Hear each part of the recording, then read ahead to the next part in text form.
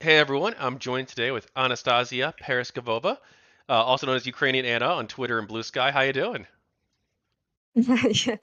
Butchery of my name 10 out of 10. Oh, I as per usual love to talk to people because of that.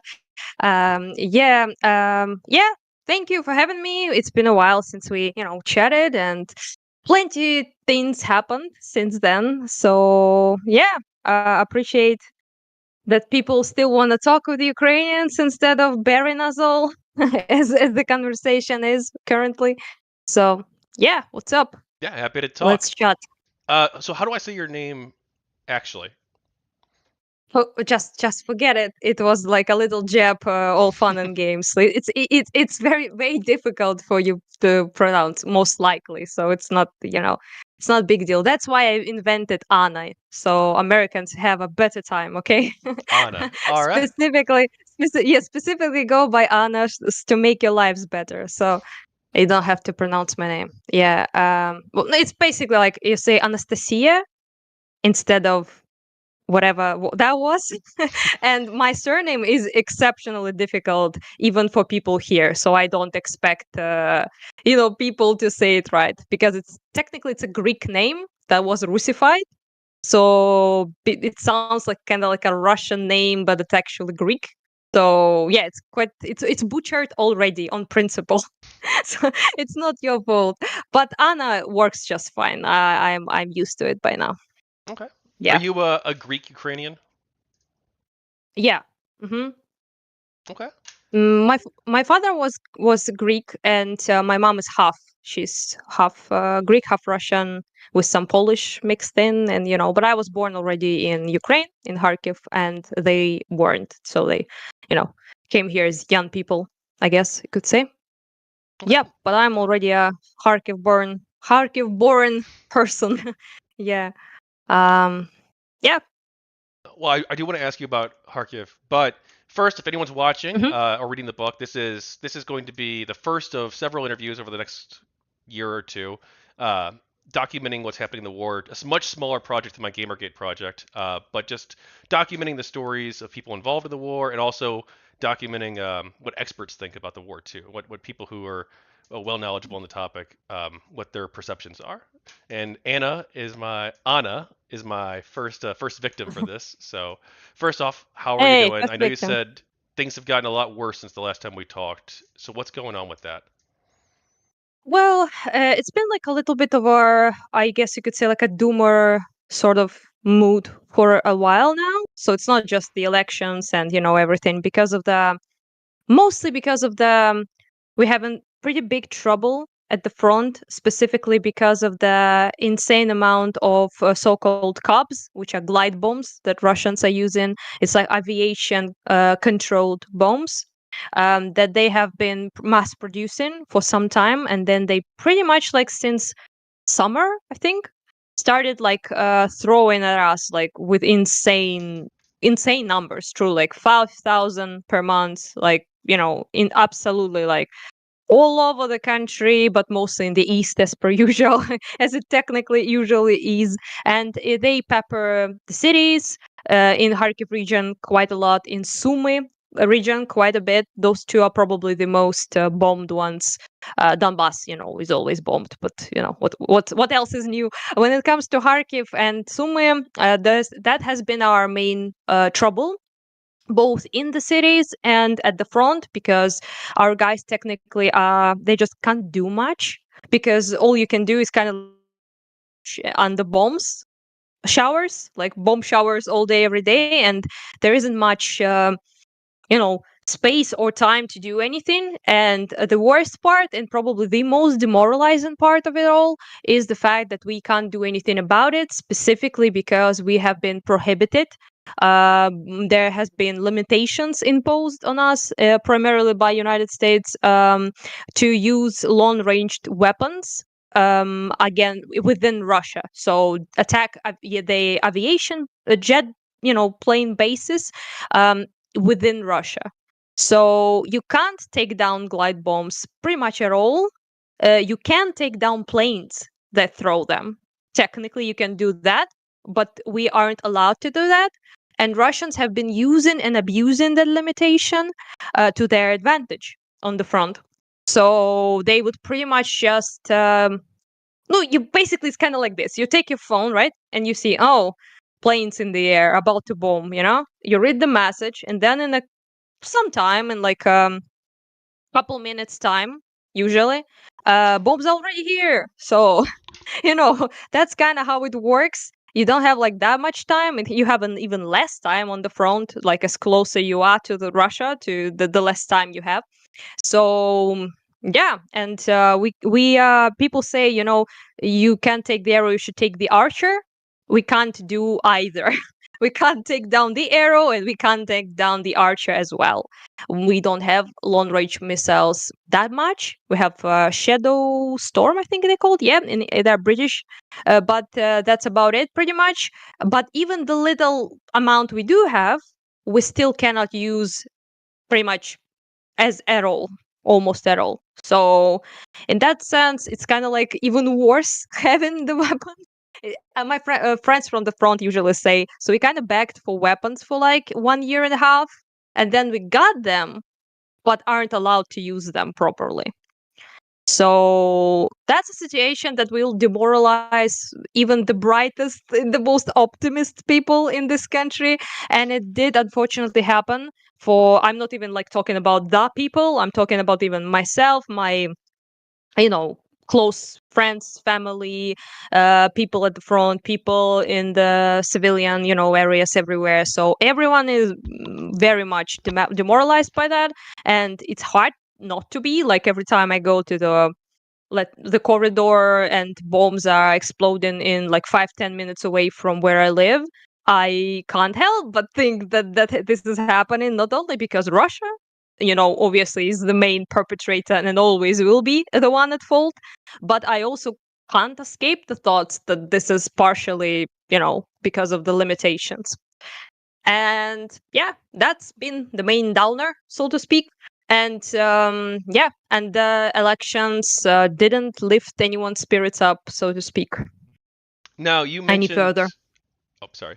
You mentioned that Yes. the restrictions placed on the weapons. Now, I believe a few months ago, the Biden administration began to lift some of those restrictions to allow certain strikes within a limited range within Russia. Is that right? Has that made any difference, or? No, because they moved everything just further away.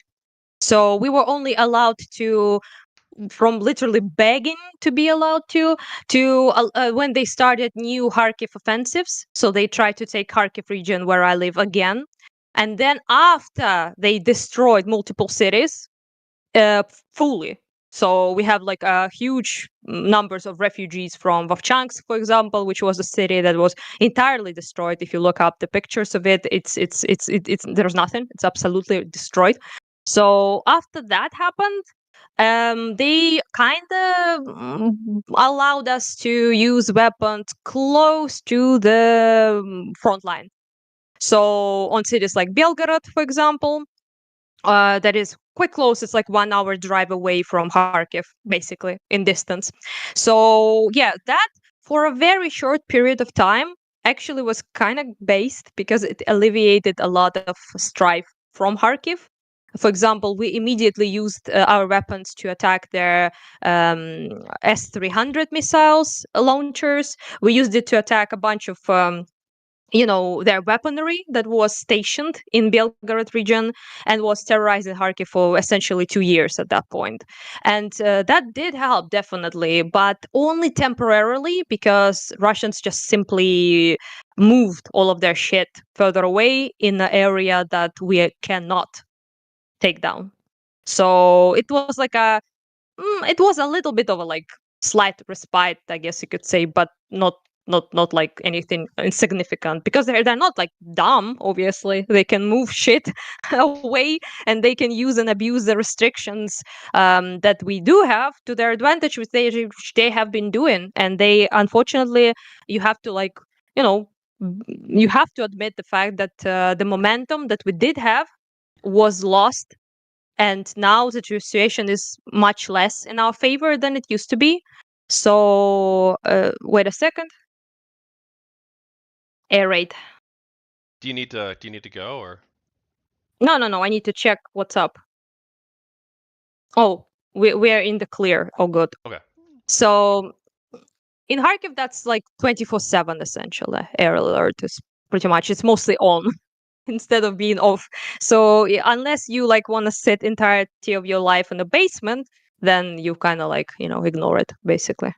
Sort of, I guess. I only go to the like corridor when I actually like know that they're flying in my particular area. So, for example, you would read the message first. Would be like, two cubs in the air, like flying across Liptse, which is a little city fully destroyed almost, and then it crossed to next place, and then it's going towards Kharkiv. Like, oh, then you you kind of like wait, and then it's like it's gonna bomb this particular area of the city, and you're like, it's my area, cool. And then you go to the corridor basically. So that's kind of like it works. If it's not my part of the city, or it's not even in the city, or like it's outskirts of the city, I usually don't go anywhere pretty much. And the corridor, is that like a bunker or an accessed area to get No, to a it's bunker, just or? a corridor. It's just a regular ass corridor. Like you probably also have it somewhere behind you, or it's just between a couple of walls, like in between rooms. Basically, you go further away from the windows. Ah, It's not okay. a bunker. It's not anything like that. I don't have any like bunker or like a basement in my apartment block. So the best thing you can do is just move away from the windows, and just find some place there multiple walls are. So you're kind of like supposed to be behind a couple of walls. Because, for example, if it's direct hit, you're dead, obviously. But if it's, they miss oftentimes, right? So it's somewhere in the road near your house. Or usually, what will kill you is just glass, shrapnel, or like bits of shit that will fly into the apartment. So for that reason, being behind the walls is, plenty a good idea. For example, my mom survived exactly because of that, because my father was on the balcony and she was inside the house in the kind of like in the middle of it, behind a couple of walls. So all that shrapnel and all that shit that flew just didn't hit her. She was just buried under the uh ceiling, falling down bits. But yeah, and she had problem with hearing. But other than that, she was pretty much just a couple of like superficial, wounds that are not very bad. Whereas, my father was obviously killed because he was outside and there was like nothing in between him and he wasn't outside, he was on the balcony, but technically outside, you could say. So yeah, it does work. It does work. It's a bit of a luck, how lucky or unlucky you are technically, because you really don't know like where the hell it will land. So it's like people call it like a death lottery every day. So in Kharkiv, you play this lottery every day. So someday you win, someday you lose, essentially. So nobody really knows like where the hell it will, land, because it's kind of like you can't predict it. It doesn't make much sense. It's like sporadically, or like I don't know. Sometimes it's just a regular ass building, like someone's house. Someday it's just a high rise building that was. I don't know. Sometimes it's a supermarket. Sometimes it's a, I don't know, bus station. Another day it's some sort of like a storage place. You really can't tell much where it will be. Well, I'm sorry about your father. I know that you've talked about him before, and that's obviously tragic. Hmm. And you also said too recently, earlier this year, that you lost a friend in Zaporizhia In Zaporizhia, in particular. You uh, mean at the front in Zaporizhia? Yes. in, Uh, in February, I, I believe. yeah, so many people died. I know it sounds very, very not great, but I just, yeah, it's probably the person I'm thinking of is a friend of mine who was in the Zaporizhia region and yeah died. But it was like so many people died that it's kind of hard to even think who I was thinking of at the time. So yeah, that also hits the morale obviously, because I have at the first few years there wasn't that much well, my father was killed and my friends as well, but not at the front. There wasn't like this um big numbers, so I, as a volunteer, everyone who doesn't know, I'm working mostly with the soldiers, and I talk with them, ask them what they need, and I buy stuff for them. and bring it to them as fast as I can. And like a good half of the people I talked with are dead. So because of that, it's of course also, you get used to it. It's not that big of a deal anymore. But still, it piles up with this like low morale situation we're having, I suppose. It's very very Yeah, difficult for someone like in the West, in America, to relate to, because like we don't usually experience these like such massive losses in our society where everybody knows somebody. I guess COVID, right, would be an example, but yeah, pretty on a many people smaller know. Yeah. scale. What's it like hmm living in this, in like in a way where you know that everyone around you could be killed at any moment, and so many people that you know and care about have been lost? Well, number one thing I suppose is that I think people in general are very good at adapting to shit. Like, I don't even think it's like a Ukrainian trait or something. I think it's just, you just adapt to the new circumstances and things become sort of like new normal, quote unquote, right?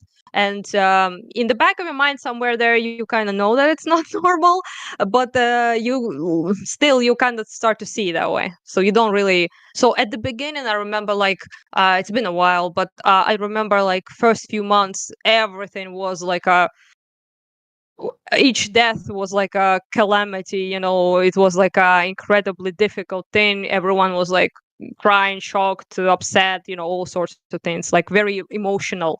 And now you read like a message from someone and they're like, oh, hey, it's been a while, like my brother, died on the front yesterday, right? And you're like, and it's not, it sounds callous, but it's just the way people cope. And of course, it's someone you personally know, you will be obviously still upset, but you move on quite fast. And it's not that you don't care or you don't remember, of course you do, but it's just you have to adapt, otherwise you will just lose your marbles. It's impossible to have such a strong emotional reaction every single time, because otherwise you will just lose it. And most people really can't afford to lose it, because they have to support the soldiers, they have to support their families, they have to support all the people who lost their jobs, which is massive. In Ukraine, you have to support, for example, refugees who escaped. You have to support your own, like, yourself, family, and everyone, right? And prices still very cheap for Americans, as my friends, American friends, tend to say. But for us, they're like literally 10 times what they were. So obviously, because of that, just food, groceries is a whole ordeal for many people. So we now have like, I think 12 or 14% people who cannot afford even the basic necessities anymore. So food, like hygiene products, the basic, the most basic, the cheapest stuff, right? So because of that, just falling apart and losing it, and it's not a luxury many people can unfortunately afford. So yeah, so you kind of move on and you kind of live and go about your day the regular way. I guess, if that answers your question. Yeah. What do you think Russia's war aims are, and have they changed over time, or are they still the same war aims when they invaded to take over? That's a kind of like a big question, but overall the aim was always the same, and it kind of remains the same. It's just the appetite is different, and ambitions might change, like just the level of ambitions, and also the ways they pursue them might change. But the goal essentially still is destruction of the Ukrainian nation. So we aren't supposed to be a thing, and they announce it. They are open about it. They say it. So Ukrainian identity should stop existing. They call it a disease, loudly, proudly. No problem there. They what I love about them is they announce everything they think and they do. That's kind of, you don't have to like dig in into anyone's psychology to find what they want. So for them, that was the main goal, and of course, taking it back under Russian control and essentially making it into at best, like sort of like a vassal thing, but at worst, just straight up Russia, right? So you're either like a Belarus pseudo country, or you are, something like Armenia. essentially. So it's totally and fully under Russian control. Every major factory, production, resource, everything owned by Russians. Everything works for Russians. Total corruption, lawlessness, everything is under that, which we had. It's not like we didn't have it before. Like for example, 2014, right? Maidan Revolution. Pretty much every industry was owned by either Russian citizen or a person with dual Russian citizenship. So Russian oligarchs, things like that. And the country only existed to enrich them and to elevate them, not anyone in Ukraine, not, that's one of the main reasons why people wanted to be in European Union and wanted to go to Maidan Revolution at first, right? Because they wanted that sort of thing to change, as to stop the basically oligarchs just milking everyone in this country for their benefit. So yeah, that's the goal. The goal is the same, and in order for them to achieve that, at first they kind of thought they can get away with having a quick easy little war that they will win, as they did in Georgia, for example, or Moldova, right? But it didn't work out that way for them. So kind of like you can see it in their own kind of the way the propaganda, how they talked about it. If you find a sort of like a timeline of how the rhetoric changed, you can see it. At first it was, we need to take down Kiev regime, we need to change the government of Zelensky evil Nazi banderite regime, right? And then they would be like, there's a small group of those evil Nazi Ukrainians that we need to eliminate, and everyone else in Ukraine is our brothers and sisters, all of that. Then it turns out that we are resisting hardcore. People are enlisting in insane numbers, like absolutely, like at the beginning, right? In 22, people went. Everyone who didn't went to the army started doing Molotov cocktails, shooting at them from windows. So it didn't go like that. So the rhetoric then changed, like, okay, so they're not a little group of those banderites. It's kind of like a bigger group. So you need to kill like not 10,000 people, but like 100,000 people. And then it becomes clear, years go, the resistance continues, and they're like, you know what? Actually, all of those Ukrainians are fucking fucking evil banderites, and we need to put them in their place, okay? And then it shifts even further in more of a genocidal zone, right? When there are like babies are targets because they will grow to be evil banderites, right? So everyone is a target, freeze them to death by destroying their power stations, heaters, everything. So it kind of like goes like this. So usually the aim is Snyder. Timothy Snyder actually puts it in a very good, much better than I ever could language, because he's an expert, on all of that. But that's how it usually goes. What I mean is people generally aren't as ambitious as Hitler was, So the guy was number one hater, in my opinion. He was so hell-bent on destroying the Jews that he would even sacrifice his own expansionist, imperialist goals towards his military campaign, right? He would sacrifice that to kill more Jews, right? So that's ambitious plan to kill all people of a certain ethnicity or a certain nation. It's not many people undertake it. With Russia, it always has been you try step by step, right? So that's what they did to Ukraine historically, and that's what they did to other nations they subjugated as well. You kill the toughest cookies, so the most resilient people, the most willful people, the people strong enough to fight, and you see if the nation then becomes conformists, terrified to do anything against you, good. You don't need to waste like resources to kill more people. You don't need to waste anything.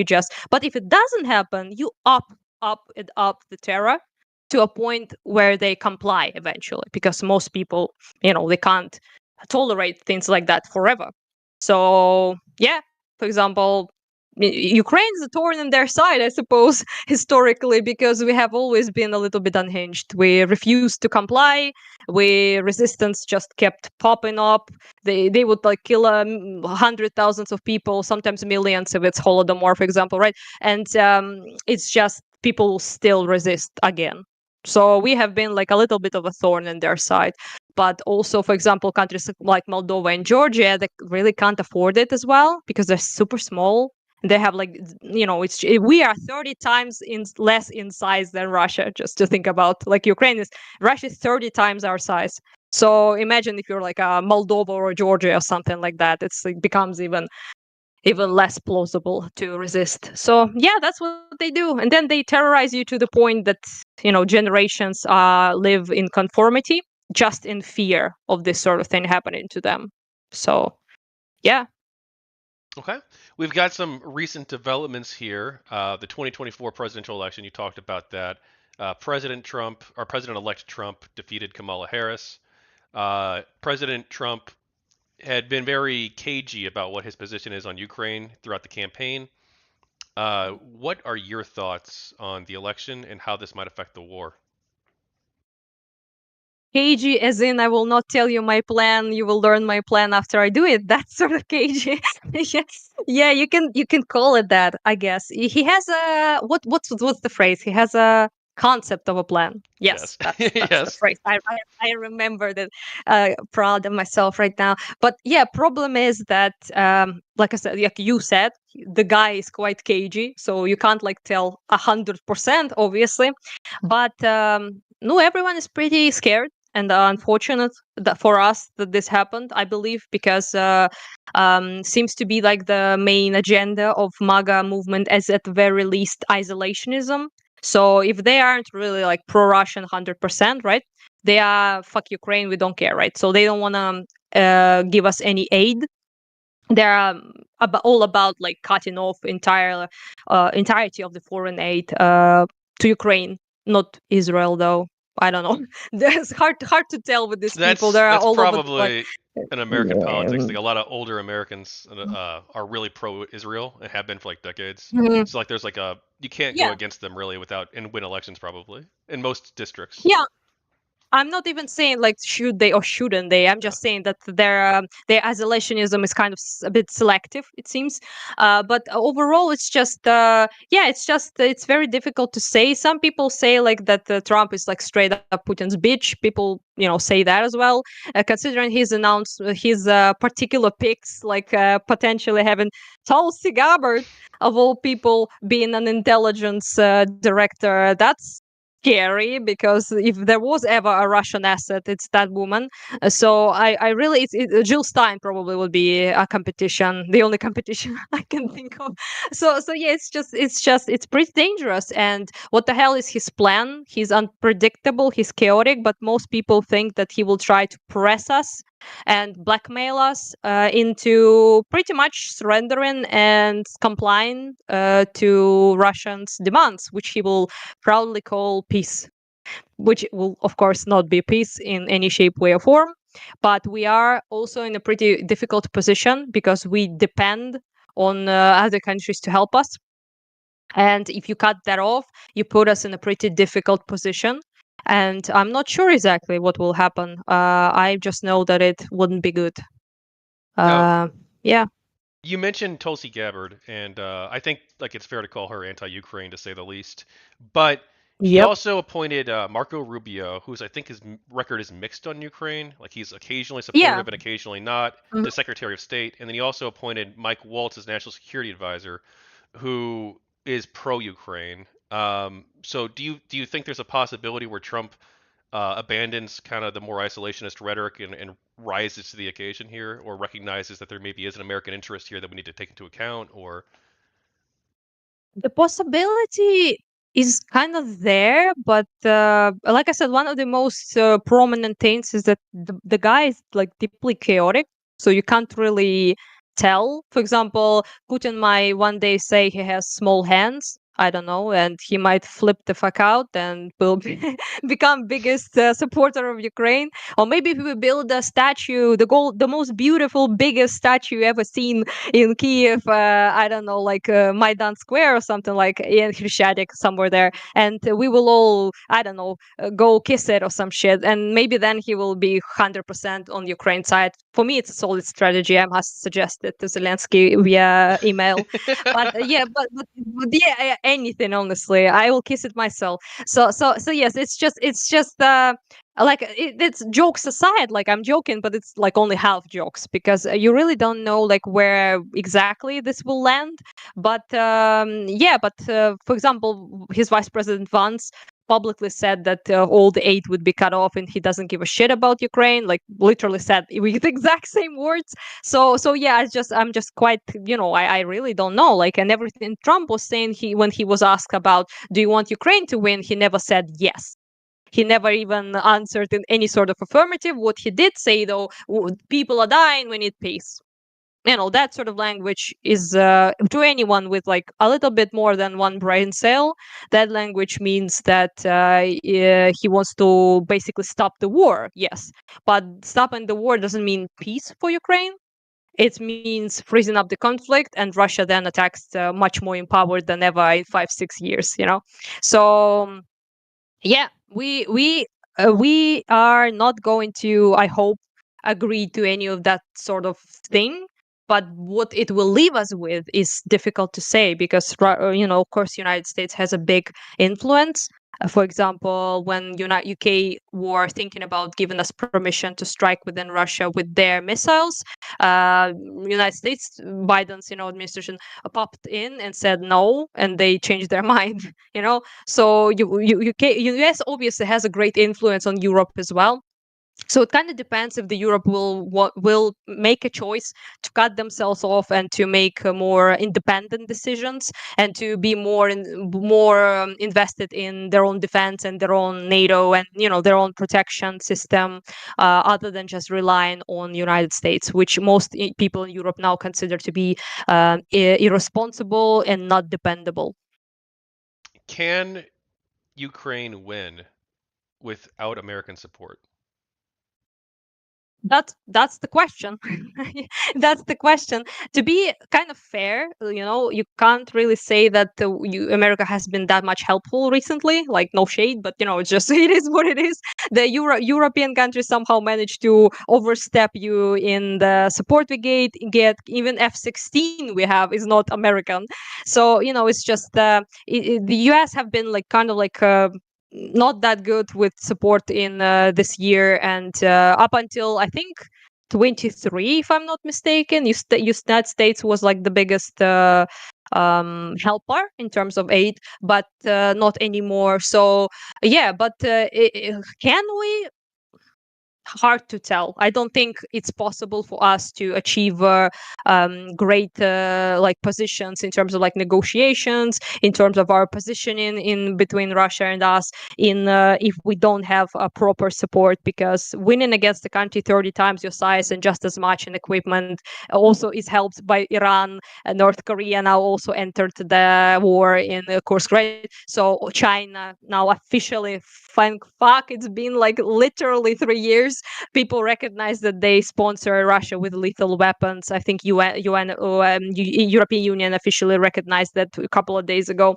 So yeah, it's just it's difficult to say the least, and we aren't immortal, so our people are not endless. They do end sometime, and we have less people than Russia, and we have less weapons than Russia. And what we did have was insanely high morale, momentum, and fucking blazing righteousness. And that helped us, definitely helped us, but it can't take you, it's not forever. It doesn't last forever, right? So in that sense, of course, I'm not exactly sure what we're supposed to do now, and how we will move forward. I will not pretend that I know, because depends on I guess Trump, depends on Russia, depends on a bunch of actors, and yeah. All I know is that our main goal is to have justice, and to have just peace, not just peace, but having sort of a guarantees of security and of safety. And at this point, nobody seems to be willing to give them us those damn guarantees. And I be 100% frank, and I truly mean no offense, but I wouldn't even trust United States or anyone in the West, to be honest, to if they give such guarantees to uphold them. because they didn't, right? When we had Budapest Memorandum is when we gave away our nuclear weapons in exchange of the guarantees of our sovereignty. And Russia was one of the people who signed them, and America as well. And you can wipe your ass with that. So yeah, so in that sense, I'm grateful to everyone who supported us, and I'm grateful for the aid that we did have. But you can't be a naive. You can't look through the world through the pink. Well, I guess you can. They are pink, but metaphorically, you shouldn't be, because it's just it's obvious. It's obvious. Yes, you can't trust people as Ukraine, simply because people backstab us and fuck us over, and they don't uphold their agreements, especially Russia. So yeah, to sum up, I think Russians' biggest hope now is Chechnya scenario. So they basically lost their first Chechen war, and their losses were incredibly big, of equipment, of people, and everything. They couldn't really achieve their goals, and they froze it. They signed a peace agreement with Chechnya, and meanwhile, they, in that little period of time, like 2 years or something that passed, they grow their war machine. They thrusted their economy fully to working in the production of weapons. They were much better prepared. Meanwhile, Chechnya was licking their wounds, just trying to live in their destroyed cities and destroyed infrastructure and power plants and everything. And second time they attack, they of course didn't give a shit that they signed the peace agreement, Russians, I mean, and they attacked again. And in that war, Chechnya lost. So yeah, I think that's basically what they want currently. It seems to be what Trump wants as well. So I'm not particularly happy about either, as you can probably imagine. Yes, I do want to revisit what victory and peace look like. I have a section on that at the end, so definitely to get your thoughts on that.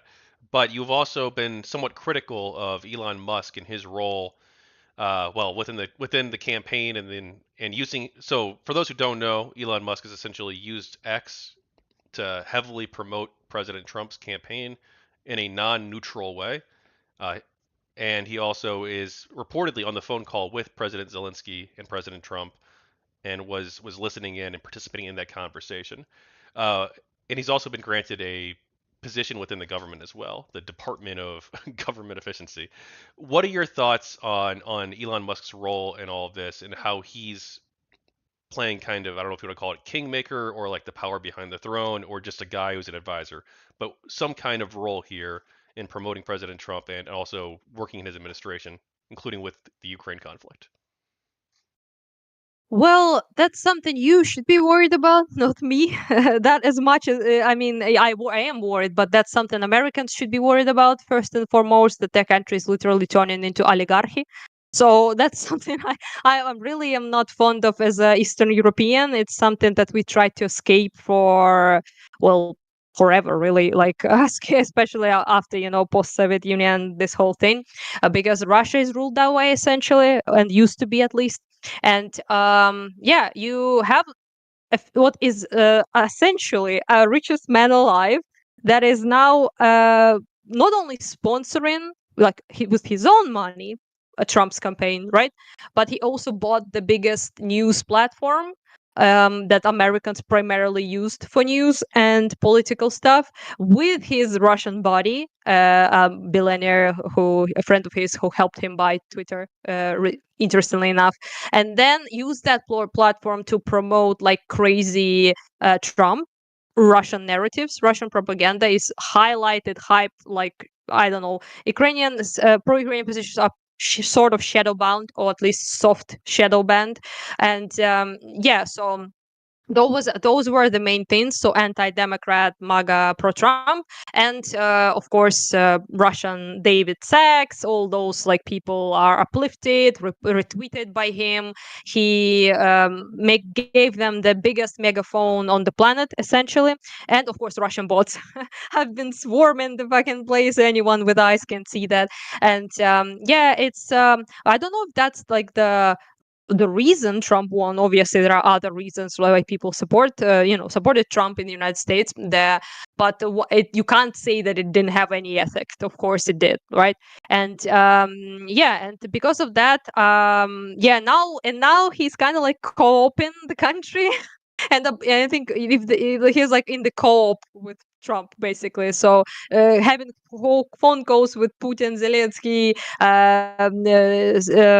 Serbia president as well. So it's pretty unhinged. I think anyone who's supposed to be like anti-corruption, anti like elites or whatever magas like to say there are, it's pretty difficult to take them serious, considering that the biggest elites, the richest people in their country, are now basically buying themselves power in the country. It's just blatantly in front of everyone's face.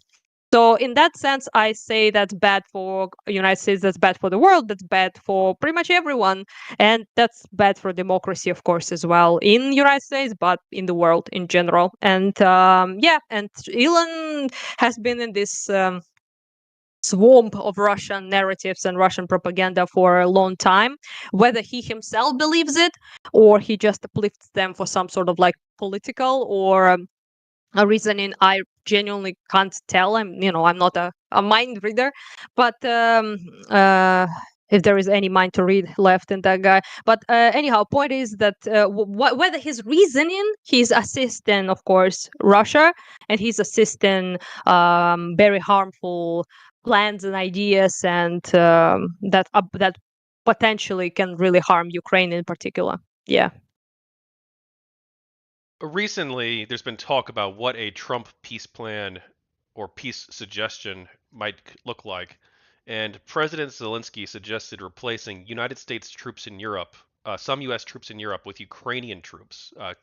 This was reported in the Kiev Post, and according to the Kiev Post, a source a source familiar with the conversations, said that President Trump has expressed interest in this. Do you have any thoughts on this idea of replacing American soldiers in Europe with Ukrainian soldiers? Well, we're now a little bit in a desperado mood, as you can probably tell by this suggestion. We need something to give him, right? We need something to say, hey, here's why this is good for you, my guy, right? And unfortunately, morality and just doing the right thing is not something you buy Americans with. So, in that sense, you have to buy them with something else. And I believe that suggestions to be that sort of thing, because as much as we are under equipped, we are under sponsored, we are definitely like fucked in all senses, but we're still somehow hanging against the army, like I said, against the country 30 times our size, right? A constant, endless attempts to take over the country again. In Kharkiv region, the invasion and their attempts to move forward are endless. They're every day, they're non-stop, right? And we're still holding on. So you can't say we're bad at war, despite all our problem. Of course, we also now have experience with a very modern type of war. So with drones, with cameras everywhere, with like new era of like OPSEC being incredibly difficult because of the whole the phone and the cameras and the drones and all that shit, right? So we have like some unique experience truly that we can provide for other countries and for NATO and for whoever it is, right? So in that sense, of course, I am I don't know how it will play out, but I do understand the need to provide Trump in particular with something that he might find interesting. One thing that's also been suggested, this was by Senator Lindsey Graham. He was originally a Trump skeptic. He had criticized Trump for campaigning on bigotry and hatred, but he's since become a Trump loyalist and supporter. He's talked about America supporting Ukraine in exchange for Ukraine's natural resources. Um, I don't like this. Sounds very like kind of imperialistic to me. I don't like this idea. But what do you think of this proposal of giving up Ukraine's natural resources in exchange for continued support? Well, like I said, this imperialist scummy blackmail shit, obviously, pretty disgusting. But in our situation, what can I tell you? It's easy to say, "Ooh, evil America imperialism," if you're like sitting somewhere not bombed, right? But when you are in our shoes, like I don't know. You have to grab at all sorts of things. Unfortunately, it's not like we want to, obviously. But if we pick between Russians owning everything here like they used to, and also killing, imprisoning, deporting like they do, and torturing insane numbers of people, prohibiting our language, our like musical culture, and everything we actually care about, like, and throwing us in the depths of poverty, decay, stagnation that you can't even possibly comprehend, living, not you specifically, but like the people who don't know how it is to live in that sort of thing. In comparatively to that, most people, I think, would think that's an improvement. If you have to be, like, I guess, in some sense, under someone, might as well not be Russia, because we know how that goes. Okay.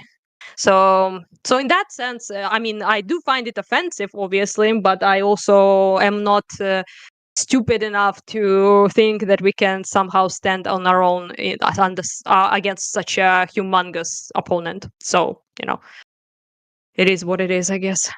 You mentioned this earlier, but North Korea has joined the war. Russia has signed a defensive pact with North Korea, and North Korea has sent troops, reportedly over 10,000 troops potentially, to fight in Ukraine and to retake Kursk. Um, do you have any thoughts on North Korea's entrance, and has that changed the war at all? Well, we kind of like 100% expected them to do it, sort of, because to send them to Kursk in particular, because of the fact that no, it's quite obvious, just strategically, because they don't want to pull their military and their soldiers from Donbass, Kharkiv, Zaporizhia, Kherson, like all the regions they are trying to take. So their main kind of like hang up was, how do we take back Kursk without stopping the attacks on Ukrainian territory? And they found the solution to that, solution being deploying North Koreans there, obviously. So when I heard the rumors a while ago about North Koreans entering the war, I was like, Kursk. Yeah, so it was correct. And yeah, so it's quite unhinged. I don't know, if someone told people, like regular people somewhere in the world, like 2 years ago, that North Korea will be marching with Russia, probably people wouldn't be like, "Oh yeah, that will happen." But the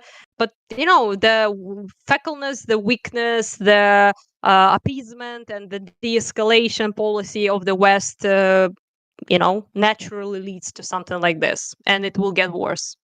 So yeah, I'm not sure exactly how it will play out, if our guys will manage to hold on to Kursk, which was quite important for like three reasons essentially. One, we made humongous exchanges finally of our people. We took a lot of prisoners of war in Kursk and exchanged them finally for people who have been in captivity for nearly 3 years.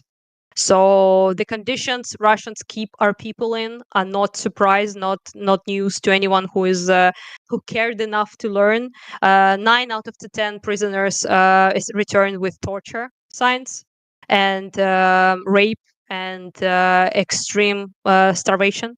So it's just yeah. So returning them obviously is something people care about. People wait for them. People, their families, their loved ones wait for them every day, and they want them back, obviously. But it's one. Second is, of course, morale boost for us, morale downgrade for Russia, and there was hope that they will take part of their units of their soldiers and redirect them towards Kursk. That didn't happen. They didn't take that bait, and they instead waited it out, and then added North Korea to the mix. So yeah, but also it's just, don't take it like 100%. It's just something I heard. But some people in the military, in particular, told soldiers, but not high ups, just soldiers. So take it with a grain of salt. Told me that one of the reasons also why Kursk was important is just because many people thought here in our high ups that Trump will win. So many people thought that if that Trump will come to power, and they were like 100% certain Kamala wouldn't really win. So they were trying to prepare in advance for that blackmail and that pressure to surrender and to have negotiations, whatever, right, with Russia.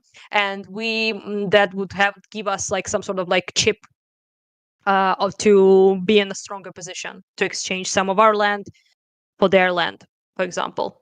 But that's like I said, it's just something I heard, so don't like take it as a truth 100%. Now, from what you've heard and what you've seen, does it seem like the North Koreans are an effective fighting force, or are they a paper tiger, or do we not know yet? It's hard to tell, to be honest, yet. So we have to like major. There reportedly already have been confrontations with them, but like in a small little numbers. So it's kind of hard to say how how effective they will be. But the main thing is the numbers. It's not about like the effectiveness of individual soldier. It's about overwhelming us with numbers. Is there have been their strategy for pretty much this entire time, and I think they will use Korean soldiers pretty much the exact same way. Why not? Right? Life doesn't matter much to them. Now, So sorry, go ahead. yeah, So I mean, South Korea has been contemplating a response. They say that they're going to send translators, and they're considering an aid package too. What do you think of South Korea's response to North Korean incursion, North Koreans joining the war? I have negative things to say. Okay, first I was like, well, maybe they will give us something of value, actually, considering North Korea, right? And they were like, so we support you, go guys, but you will not get artillery. It's just it completes it never fails to amaze me that there everyone is like, yes, go Ukraine, so resilient, and then fuck, weapons, you won't get any. So this is just, you're supposed to fight their arch nemesis essentially, and the threat to their country, number one threat to their country, with the, I don't know, like Holy Spirit, I don't know, like with something, with good wishes. And that's something that annoyed me to no end. Obviously, if any package is good than none, obviously, if they help us in some way, it's already better than nothing. They provided intelligence, for example, way before everyone else, about them being preparing to attack as well. That's useful, that's great, but how about them weapons, how about that? But no, not yet, at least. Do you think that Ukraine will be able to hold Kursk? I don't know, depends.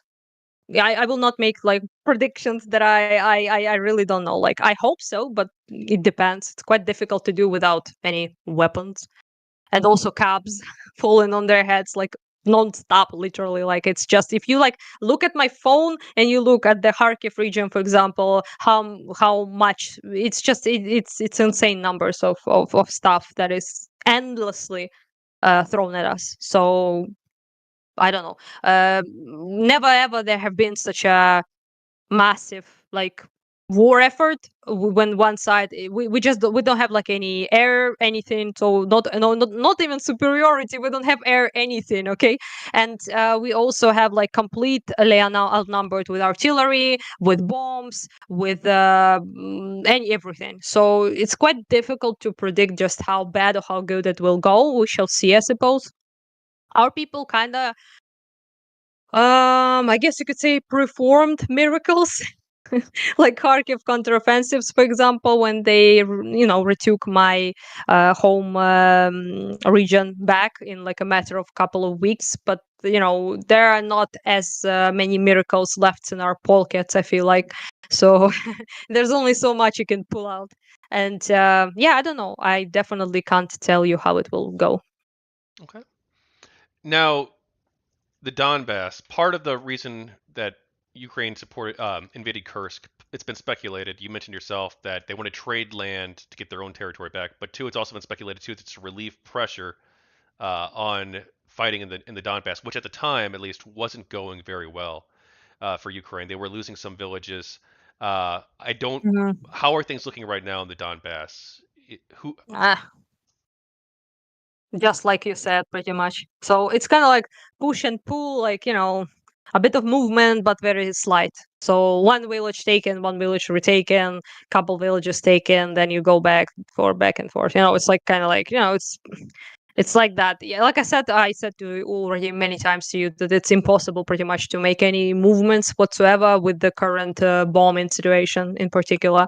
So yeah, so Cubs are handicapping us very, very, very strongly, and in that sense, quite difficult to do much. So they have made actually quite a big, unfortunately for me and for everyone here, a big progress on in recent days in towards Kupiansk. So they might be trying to retake it again, which was it's a Kharkiv region city that was liberated during the offensives, and they haven't yet, but they're like basically in the city. Russia So is taking it, or Ukraine's Russia, retaking it? Oh, Ukraine retook it when Kharkiv offensives were happening. So it was how long ago? 22, I think. Yeah, and yeah, so yeah, it was September of 22, I believe. Like, if I'm not mistaken, that we took it back. So if now it has been under attack endlessly, essentially. So it's not new that they're trying to take it, but they have had the biggest success so far, it seems there. And if they manage, it would only. No, first of all, it's a disaster city in terms of like evacuating people from there, obviously, and all of that. They just returned some of them, but also they're closer to Kharkiv, which means the artillery is closer to Kharkiv, and which means bombardment with artillery of the Kharkiv city again. So it might be quite bad, but I do believe in at least that our guys will manage to, push the horde back, so to speak. Hopefully. all right. So President Zelensky said in October 2024 that Ukraine has only received 10% of the aid from the 2024 American aid package so far. He says that bureaucracy and internal debates over what weapons to send are the cause of the delay. Zelensky also said that Ukraine has not received all of the 6 or 7 air defense systems that were pledged by NATO members. Do you have Yep. any thoughts on the situation, and does that seem to be accurate in your opinion, in your assessment? Yes. Yes, it's 100% accurate. And unfortunately, the case that there's a lot of words, like I said, and very little action. And sometimes people would also make this sort of mistake, I believe, in the West, especially. They read like, oh, like the package of like 100 bajillion billions, like Trump usually says, without any particular numbers, right, have been sent to Ukraine or some shit. And first of all, most people never like then look up because I mean, understandably, they might not have time or like anything to check it. That first of all, that's not money that business has been sent. That's like old ass equipment that have been disposed of, and also it's all of that. Even if it's announced, doesn't mean it's arriving anytime soon. That's also something many people just don't understand. For example, there was like this, not just the United States, by the way, it applies to Europe as well. For example, there has been this like initiative in I forgot how it was called exactly, but there was like this initiative in Czech Republic to give us munitions, and that initiative was taken like 2 years. So the announcement was made, but basically nothing arrived in 2 years' time, right? So many people just hear the announcement and they're like, it's there on the front next day, but that's just not how it works because of the bureaucracy, because of the lack of will, political like or otherwise, to do it, and because of some sort of like handicaps. For example, Orban is one big fat handicap, right? So you have like a guy like that, basically like one duder in European Union from Hungary, can veto shit and like make it impossible to deliver and things like that. So it's quite complicated. It's much more complicated than it should be in such times, because for them it's just basically talk bureaucracy, that right. For us, each day is the day we lose people, lose momentum, lose power, energy, lose lives of civilians and people on the front every day, right? So every day is a delay. It means death and destruction. So, and that's not being dramatic, that's just how it is. So because of that, of course, it's quite difficult to deal with as well. Yeah, I used to be, by the way, not shade to anyone because I was also like that at the beginning. In 22, I was like reading like some sort of like package, right? And I'm like, yeah, we got it, right? And then you talk to the front and they're like, it will be here in like a year and a half at best, right? So it's just something you don't really think about when you read. It's been decided. A package is going to Ukraine, but it's not as simple, basically. Okay. If Ukraine got those air defense systems that were promised but not delivered, would it help with the glide bombs and situation? Hard to say honestly, because from what I heard, again, it's that's just what I heard, not 100%, but I heard that with cops, it's mostly you have to hit aviation themselves, so the planes mostly. It's but also they use a lot of other shit, right? So for example, they use Iskander missiles, S-300 missiles. They use X-52, I think they're called, missiles, like a bunch of stuff with that. You can drones, you can use anti-air for that, obviously, right? Like for example, Kiev currently is not 100% bulletproof, but it's much more protected than it was, for example, at the beginning, obviously. But Kiev is also easier to protect, specifically because it's just not as close to the front, right, as Kharkiv. So with Kharkiv, it's quite difficult. It's like literally on the border with Russia almost, So because of that, it's quite difficult. But other parts of the country, for example, could use, of course, anti-air and things like that to be more protected and to take down. We managed to take down at least half of shit they throw away, sometimes even 70% they throw away, which is, it's much better than if everything of that shit landed there. We wouldn't be here now to speak with you, but at least it's better than nothing. So it's always a plus to have more anti-air, more defensive stuff. But it's also kind of leaves some areas still unprotected. But it's not much you can do about it. You can't stick like 10 patriots in Kharkiv and think everything will be fine. It's just quite difficult. But you can do it in other parts of the country. So yeah. Okay. The United Nations Population Fund recently released a report that estimated that Ukraine's population has declined by 10 million. Do you have any thoughts on this? Yeah, that's correct. If you like, I mean, it's vague, like approximately numbers, but that's the numbers we also have. So that's mostly due to people who left, obviously. So yeah, most people who left in 22. So it's not like it's just recent or anything, but that's about the level of drain we do have. Yes. There's a lot of course, movement within the country as well. So many people moved. Most refugees, quote unquote, haven't left to other countries. They moved within Ukraine itself, right? Internally So displaced. yeah, internally displaced people, things like that. So for example, in Kharkiv, although it is bombed regularly, there are plenty of people who are from Vovchansk, who are from Kupiansk region, who are from Liptsi, like all sorts of towns in Kharkiv region.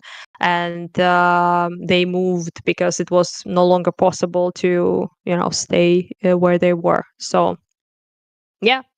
um so I'd say that's the numbers that I think are pretty correct. Yeah. Okay. Now I've got. We just finished up the recent development section. I want to talk to you later about Euromaidan, warfare, human rights, anti-war Hmm. protests in Russia, the media coverage of the war and misinformation, Ukrainian politics, NAFO, victory and peace, and a few other light items and your reflections on it all. Do you need a break or do you want to power through? No, I don't need a break. I think we can go at it if Okay. you want. At any point you do, just let me know. Totally fine. Okay. Mm-hmm. So you were a Euromaidan revolutionary. You just call it Maidan, you said last time. Uh, Yeah, pretty much. do you want to talk about your experiences with that? With that revolution, Yeah. Well, I think we talked about it a little bit last time. we Yeah, if I'm did, not like yeah, mistaken. but that wouldn't be Yeah, in the but book because it's a that one's not yeah, in the yeah, I book. get it. Yeah. Yeah. Oh yeah, I just don't remember what we covered exactly. It's been a while. Uh, yeah. Well, if you want to like ask something in particular, or should I just go I off with guess. something? I wrote down a few questions. Have things improved since the revolution? In what area? Well, you Like in what sense improve? you talked before about corruption, and how it does seem to have gotten better. Oh yeah, yeah, yeah. There is I mean, plenty of stuff still isn't great, but we have been up in the index of corruption. Like there's like some sort of like international official index somehow calculated which country is corrupted, which one isn't, and all of that. We have made significant improvement in just 8 years before like this whole full scale shit happened, and the improvements have been there, but also it's kind of important to understand that a lot of that corruption, quote unquote, is also based in basically Russian oligarchs being all over the place. So as soon as you cut them off, that's already a big improvement, because like I told you before about it, that most of our major industries all have been owned by Russians, and they milked them basically, and they also all had businesses in Russia that they sponsored with that money. So whether it's like production of some sort of like technological stuff, cars, whether it's like pharmaceuticals, whatever it is, the big industry of any sort, like wood cutting, like in the Western Ukraine, like all of that, like the forests and everything. So it's all of that just was in the hands of people who didn't invest whatsoever in the country itself, only in themselves. So because of that, that has been an improvement. But we still have our own shitheads, obviously, that needs to be dealt with as well. But yeah, I'd say it's an improvement. There is a lot of work to do, but improvement definitely did happen. Yeah. Okay. One of my colleagues, actually, Claw, he's a Gamergate person from St. Louis, friend of mine. He wants to know about Zelensky's anti-corruption campaign. I actually wasn't aware of this. So Zelensky has launched an anti-corruption campaign. How is that going? And does it seem like he's doing it to actually fight corruption, or to go after political opponents, or what? Yeah, he was. It was part of his campaign, even in like kind of when he was elected and everything. I mean, Poroshenko kind of also had that sort of campaign. It's like something you run on in Ukraine because many people obviously are concerned with the corruption, so that's a selling point to many people. And I don't want to like go into like every single detail, obviously, of which people have been like arrested or like investigated, which one weren't. There's questionable things there, obviously. But yeah, I like it's just as a broader like thing. Just the It's kind of hard to explain to people just how shit things were, I guess, because, for example, when I was a kid, just to highlight the difference, right? It was completely normal to pay um, police people. So that's what my father just used to do. So I would drive with him in a car, right, somewhere as a kid, and the police car will stop us, and he will just give them money immediately, right? So that was like absolutely normal. So that was just how things were running. And now it's not like that anymore. So there has been like a pretty severe police reform. Of course, there's still corrupt people every now and then, but overall, the change is so significant from how the country looks now from when I was a child, for example. So yeah, and especially noticeable, I'd say, in administrative reform, in the sense how governmental organizations work, for example, and how efficient they are, how much less bribery is going on there, and in police, for example, as well. Far from perfect, like I said, but an improvement is definitely has been made in some regards. Okay, I'm gonna refill my drink, but I'm definitely still listening. I got a question suggestion from Reddit, actually. I asked for people if they wanted to have any ideas, and one person suggested I ask you about the shifting view of the Ukrainian security services before Euromaidan, where perhaps some people saw them as oppressors, and then now they're viewed as freedom fighters fighting for democracy. Security? security Like service. the military and the police services. What was your perception Oh, of them before the revolution and then now as their heroes or perceived as heroes by some? those are not the same people. Just so we understand, because for example, people like Berkut, who were, I guess you could say like a national guard, basically, kind of thing. Most of them ran to Russia, and they also enlisted in Donbass, for example, to fight against Ukraine and all sorts of shit. Like those are not the same people that are now in police, not at all, and they are obviously not the same people in the military because we didn't even have the army.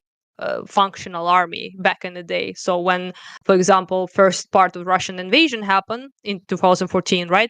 The people who went to the front to defend Ukraine were volunteer corps, volunteer troops.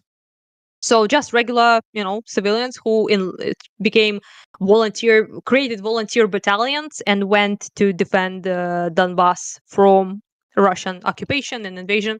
So yeah, so these are not the same people, and nobody ever thought of Berkut as heroes, and definitely doesn't now. So those are different groups, and in police have been not fully but quite significantly changed in the how in the new people who went to the police are not the same corrupt pro-Russian assholes that were there before. Let's put it like that. So it's completely different groups of people. You can't really compare them. And also something to keep in mind that most of our army now are all civilians. Yesterday's civilians. So there's a people who were just regular people. I don't know, a couple years ago, a couple months ago, right? So of course there are seen as heroes and defenders because they just are. That's just what they are. So yeah. So it's just a completely different thing. I'd say police has a much worse rep still in Ukraine. So if you ask a regular Ukrainian like his opinion of the police and of the soldiers will be much better opinion. I mean. Okay. The Day of Dignity and Freedom is coming up. Do you have any plans to celebrate or do anything? Celebrations, it's really not something I do because for like years now, because just not the mood, honestly, and also the mm, uh, I don't know, like not really. Yeah, I don't really have much planned out, I suppose. Okay. How has warfare changed? From when it was in 22, 23, or I guess there's been a lot of talk about how obviously drones play a major role in this war. There's also been some talk about how some standard equipment that's used, like tanks, people have speculated that they might be of limited use in the future, or that they're not as effective Mm. now. I mean, that's kind of, it's true because we can, see it quite how much drone warfare is. This like a sort of is the war of drones and artillery. Those like two main things that really artillery and drones. Those are main things that are used, much cheaper to produce, obviously, especially for Ukraine. Like we don't have missiles, so like much to spare them. So what we can spare are drones. That's why I get pretty much like 90% of requests of I get are drones or like anti-drone equipment. So because Russians use drones as well, so we need anti-drone equipment as well.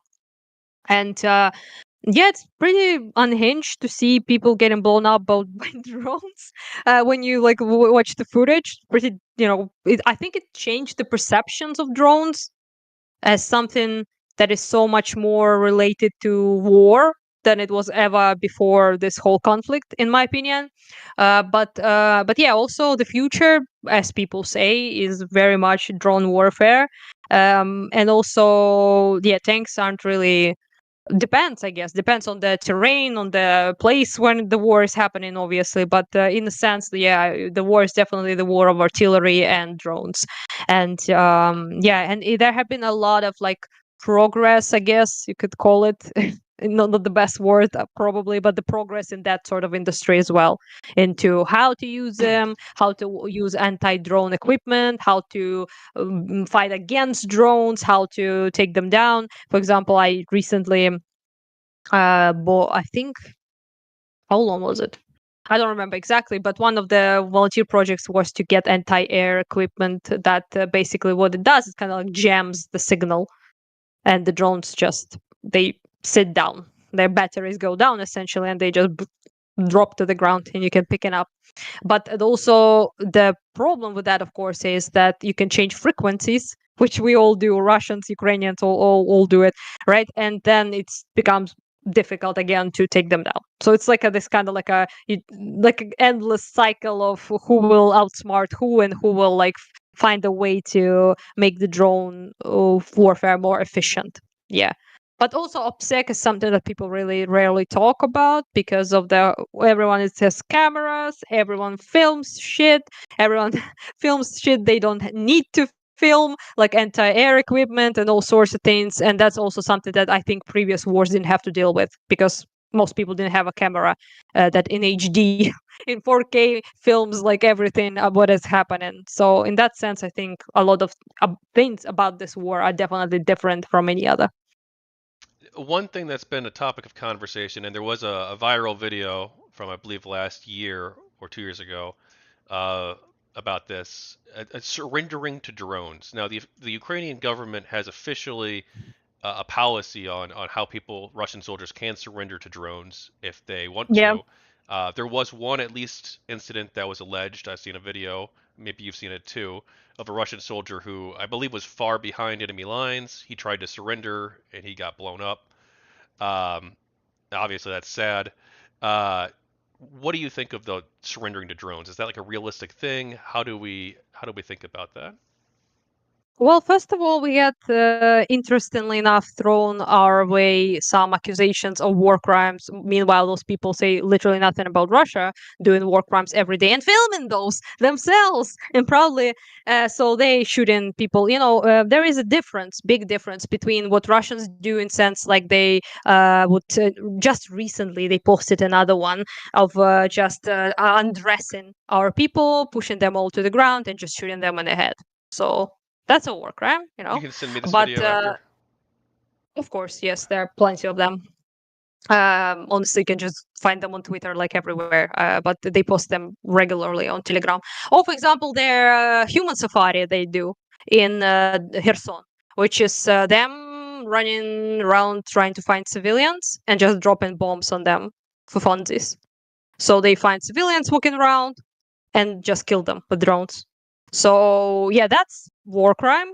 But with the drone and surrender, there is no law essentially. So according to like Geneva conventions, there aren't really a law that you can surrender to, like even like a helicopter. Like there isn't like really like a rule how to surrender to a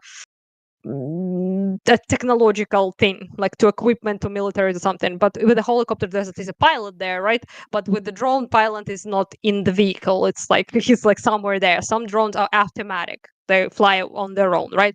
Some drones are FPV drones that just drop stuff. They're like kamikaze stuff. Some are scouting drones. Like there's a bunch of stuff.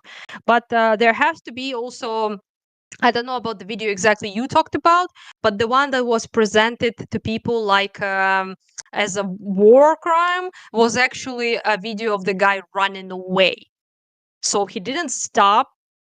Yes, then he started doing this, with his hands. But it's not surrender. Surrender, you stop. You don't run. You stop. You turn around. You go down to your knees. You show your like you have nothing in your hands or anything. Of course, you don't wave a white flag like in like in that. But it's just you have to like definitely show if a guy is running and then at the very last moment when he's about to be blown up he turns around and understands that he can't run away and then starts doing like this, it's not surrender.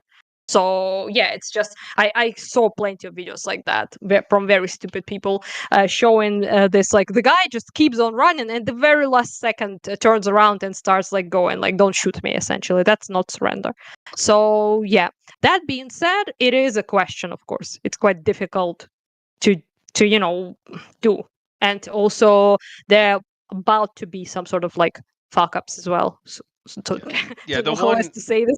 the one I Yeah. saw, the Russian soldier was like already wounded, I think, and he was I could probably find I probably can't find the video to be Also, honest, and he was already laying down, and he also was like this, don't blow me up basically, and then yeah, they did so. that's maybe, yeah, but by the way, also doesn't have to be, if you're wounded, it doesn't make you not a target, unfortunately. So so Well, that's also kind of unless like, you're there's a specific term for it, out of combat, heuristic combat. yeah.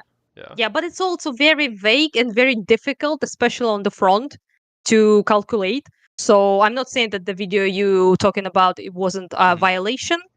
Might have been. I haven't seen it, but but it is quite questionable, to say the least, how to even address that. But also, I mean, quite difficult to honestly give a fuck. I will be playing with you because just the amount of absolute blatant fucking war crimes Russians commit every day and film themselves doing, cutting heads of our people and putting them on spikes and film it. And after seeing that, I am not particularly pressed. Let's put it like this.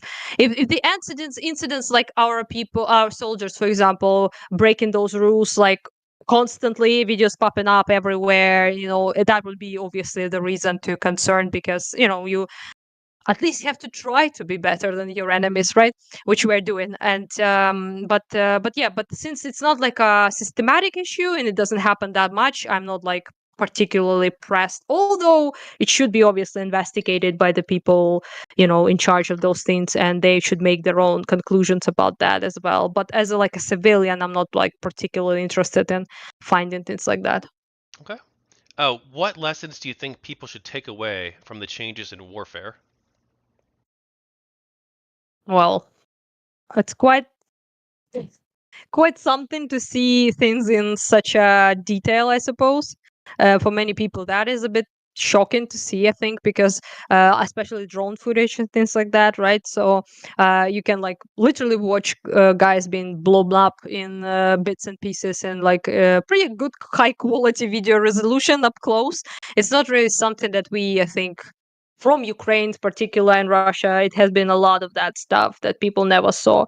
And I think that's something you shouldn't really be like particularly happy and gleeful about. But at the same time, even if you like, I'm a hatred for Russians knows no bounds, But even I, looking at those videos, I'm not feeling like, oh yeah, I don't feel like that sort of thing. I don't think it's like, I don't. To make this clear, I'm glad they're dead and they will not like kill, rape, and torture and murder my people because they're invaders, and I want them gone either physically or they fuck off to their own country or they die, right? But I don't feel sad and I don't regret their death. But seeing that sort of brutal shit is never like a gleeful moment for me still, because of just how fucking horrible it is.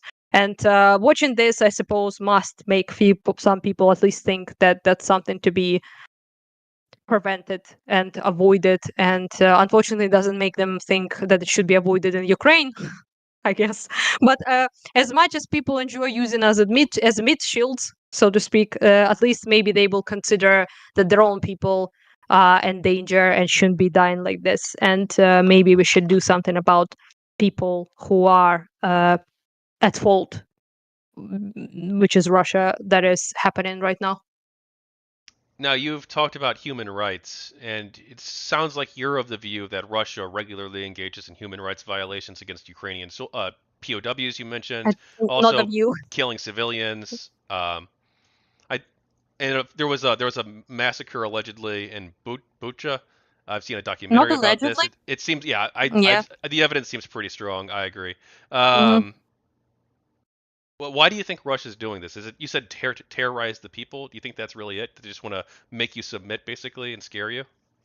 First of all, I really want to point out it's not nothing is alleged about it. All the world organizations confirmed what Okay. happened in Bucha as a massacre, and including even shitty UN that I personally hate. Even they confirmed it. So mass systematic abuse and sexual and torture and starvation of our prisoners also have been confirmed as a systematic issue by Human Rights Watch, by UN, and all sorts of organizations. And the European Council of Human Rights, I believe it's called, as well, officially made a statement that they confirm it. So none of that is alleged, and the most funny bit is that they filmed it themselves. That's I find to be the most interesting stuff about them, because they post the decapitations, castrations, they post hunts of civilians in Kherson on drones. They do also as well, and they all of that is you can find it's because they themselves film it. So yeah, I think recently there have been a statement as well. Oh, by the way, the deportation, mass abduction of children was confirmed also by UN, Human Rights Watch, everyone, and especially the warrant that was given towards Putin, which doesn't do anything. He can wipe this ass with his warrant, but the warrant was given to him because of the mass abduction of Ukrainian children. So all of that is not alleged. It's something that has been indeed confirmed by all pretty much international orgs. And yeah, that being said, the reason there are two reasons really. One reason is they can, and they do it. So if there's no like punishment and there's nothing that is done against that people will engage in that sort of thing. And second is a terror. You film things like that, you show them proudly and loudly, and especially decapitation videos, they are pretty gleeful with those. So you post them and you demoralize people, you instill fear amongst the soldiers and the Ukrainian population as well. And also, frankly, they hate us. So, that hatred motivates people to commit pretty heinous shit, unfortunately. Actually, Yeah. earlier this month, I visited the United Nations headquarters. You mentioned that you have a low opinion of the United Nations. Why is that? Yep. Because there are fuckwits that don't do anything. They pretty much just talk, and they just get their money, and they don't do anything to assist us and to stop and prevent anything. Their warrants mean absolutely nothing, because they only mean something to people who are not committing these crimes. So that's the sad bit. So people who give a fuck about the opinion of the United Nations are already the people who are not committing heinous mass murdering crimes, right? So France, I don't know, like Britain, whatever, right? People like that are already playing by the rules. People like Russia don't play by the rules. They don't care about the rules, and they don't care about any rules of war or any engagement. They laugh at them. So because of that, those organizations are not effective when it comes to halting or doing pretty much anything to help us return our people, to stop Russians from violating every single law they possibly could. For example, UN came to Izum, which is a little town in Kharkiv region where the biggest mass graves since Yugoslavia genocide were discovered. And I've been there when they have been pulling bodies out of the graves. And saw, the corpses, castrated corpses with no genitals, thrown there. And majority of the corpses that were thrown there were civilians, and what, and literally nothing, right? So what they do is they show condemnation to people who don't care about their condemnation. That's their job. And I personally find this job to be the least satisfying job on earth, and also the least useful. Now, Russia has also executed foreign volunteers, Yes. people like Americans, Hmm. Britons, Japanese people, whatever, who come to Ukraine to fight. Them and their two former satellite states, the unrecognized DPR, LPR people, they captured and executed foreign volunteers. Now, I believe this is actually illegal under international law as well. Um, I guess Russia doesn't care though. We talked about that too. Yeah. Now, how are Russian prisoners of war treated when in Ukrainian custody? Seems to be all right. Like from what I didn't really speak with them that much, to be honest.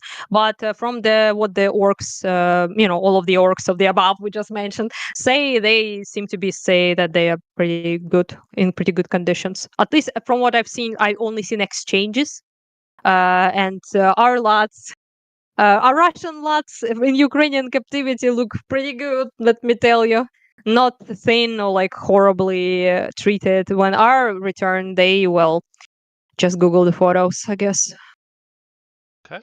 Now, I do want to ask you about Well, by the way, they should be treated well. Like, I'm not saying they shouldn't be. It's not like I didn't mean that they should look the exact same way our people look. No, there is a code, there is a rule of conduct, and even if your opponent is disgusting, evil trash that doesn't care, you shouldn't sink down to their level. I would never want our people to participate in any sort of like torture or anything disgusting like that. So I, of course, think they should be treated with dignity and as much respect as a prisoner of war should be afforded, I suppose.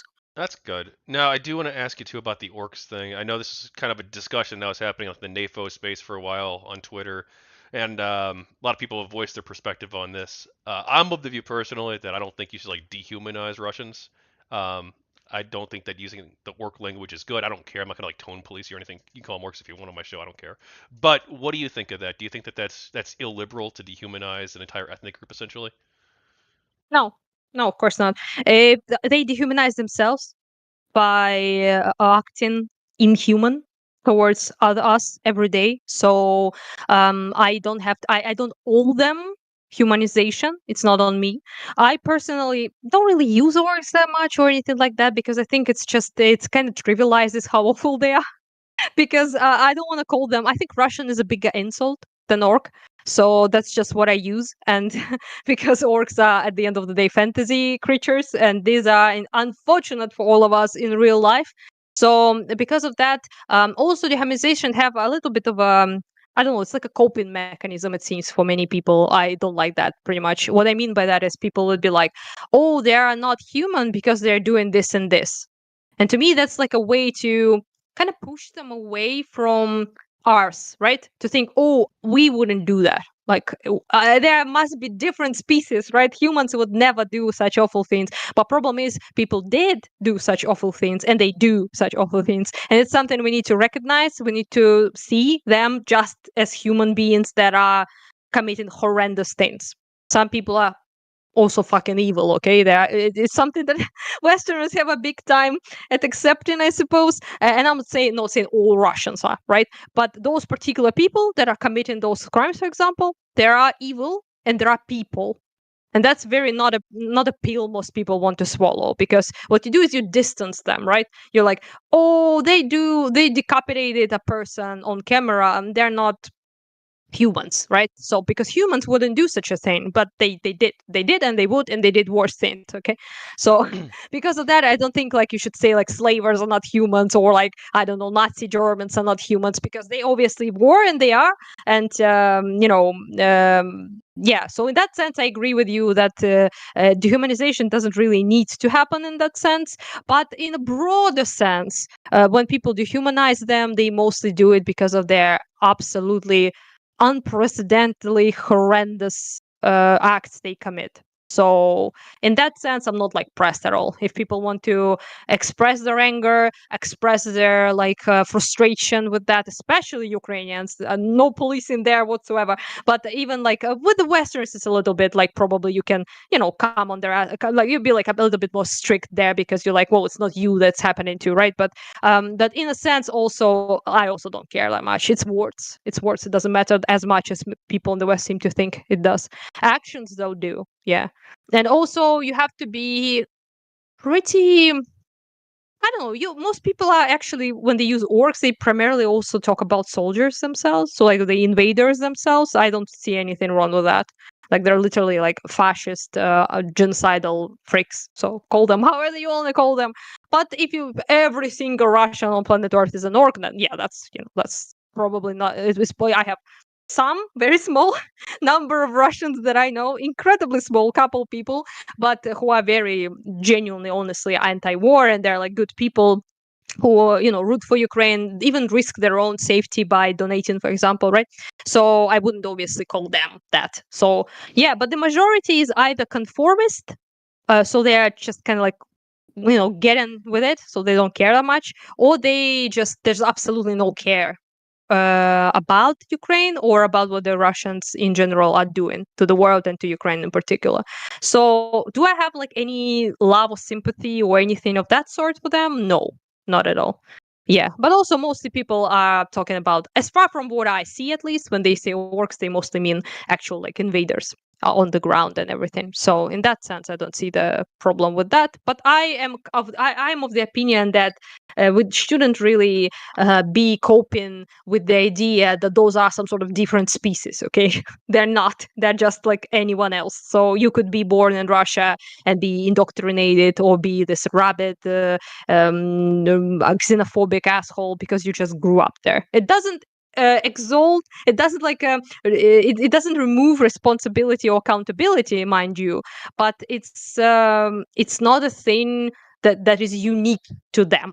It's not the thing that is unique to Russia. Like, for example, Germans back in World War II, plenty of them were Nazis, right? Ideologically, right? Have they start being human because of that? No, So, and anyone could be that. Anyone could be fascist. Anyone could be communist or whatever, right? So it's not a Russia specific gene that does it. Such a thing doesn't exist. It's not like about the ethnicity or the I don't know, like it's more ideology, culture. That's that's what it's about. It's not about them specifically being Russian, just to point that out, because some people kind of pull it like a little bit in an unhinged direction. So they would be like the Russian evil gene. There's no such thing. I have an evil Russian gene. Okay, my mom is half Russian. Doesn't mean anything. So I'm against that specifically. So if people start talking about some sort of biological level, then yeah, that's not true, and also cringing pretty awful. And to be clear, in my first interview with you, you actually talked about how you are a Russian-speaking Ukrainian. Yeah. Now, Well, in Kharkiv, most people are, to be honest. It's not like me specifically or anything. Yeah. So yeah. now, a YouTuber named Coach Red Pill, also known as Gonzalo Lira, was in Ukraine. He was sympathetic to Russia, wasn't a big fan of Ukraine, and he was asked to leave. He didn't want to at first. Then eventually he was arrested, um, and he Yeah. died in custody because he got Hmm. sick. Some people have asked whether or not the illness was real or not, or whether or not this was something else. Do you have any thoughts on the death of Gonzalo Lira? Fuck him. I don't know. Like, what else I can say about him? To be honest with you, I'm not expert. I'm not a doctor. I didn't do his like how bad was he coughing.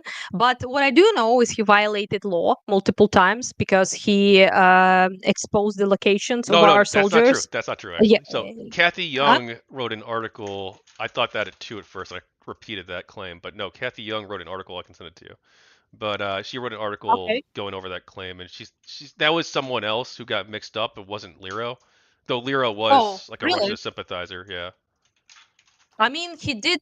They found a lot of shit on his laptop that I know for sure that at least, and he did post something that got him the SBU. SBU is like our secret, like services, not secret, but security services of Ukraine, something like that. So I'm sure that they did give him warning for his violations before he was arrested multiple times.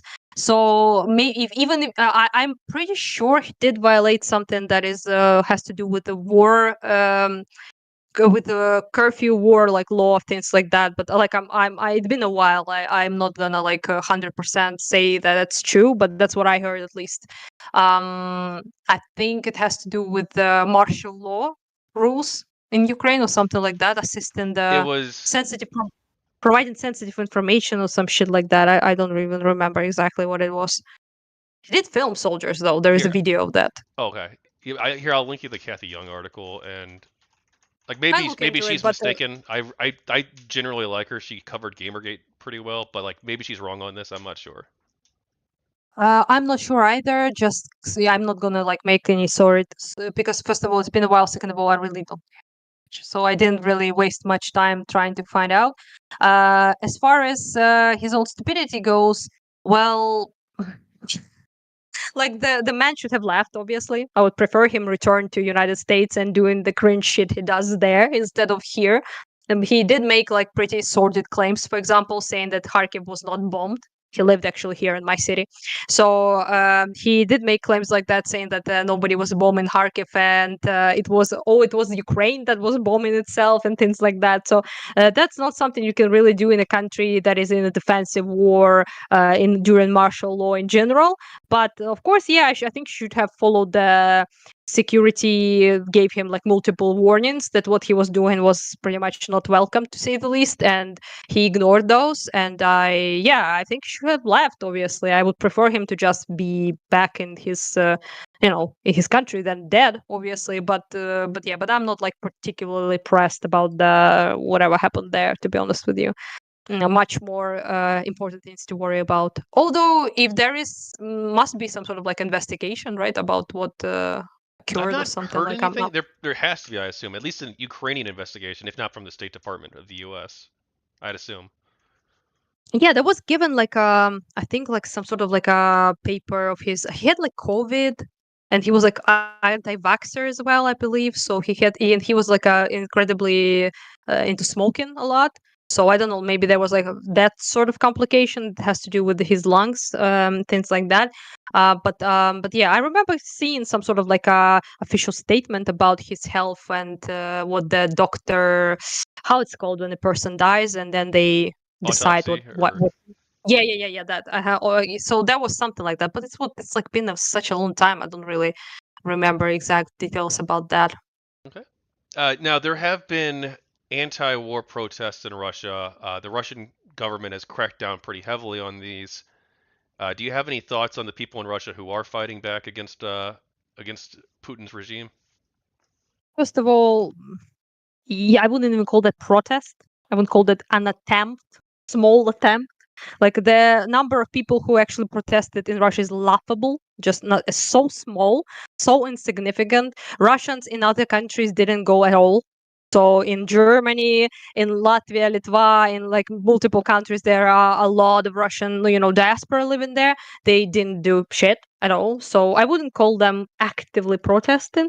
But the people who do kind of have like zero chance to do anything because of the such small numbers of them there, and it's incredibly difficult to kind of like break through this like nihilism that is, it's there for a reason. The country is pretty shit, so and it's pretty dangerous, obviously, to say anything against the Kremlin currently and everything. So hyping up people and making them do something useful is very difficult in general in Russia, but has become more dangerous than it used to be even. So in that sense, finding people who would risk their safety and go there just kind of, was kind of difficult. I'm not saying they shouldn't. They should in millions of numbers, but they won't, obviously. And people who do it, they just get packaged and sent to prison for a little while, and then they pay fine and they go home. So it doesn't really, unfortunately, doesn't do much. Even if they are genuine in what they do and they really want to, show their protest, it's kind of like I can understand why they really wouldn't even do it that much, because it just doesn't seem like it makes any sense. All you're doing is paying money to the government for the fine, so they let you go. So it's really like, I don't know. Like, I have like so opinion about it. On one hand, it seems like a right thing to do, right? Just in a sense, right? But at the same time, like, is it really like, is there any sense to do it at all? Like, doesn't seem to be. But many people who I personally know who are genuinely opposed to war, not in a sense like Ukraine should give up, but in a sense like they're actually appalled by the actions of their country. Those people tend to be like just post on like Twitter or something, or they donate on Ukrainian fundraisers and things like that. So they do actual like some sort of help that is useful there. But but there it's a very small number of people in Russia. Unfortunately, I expected it to be. I hoped, I expected it to be different in 2014.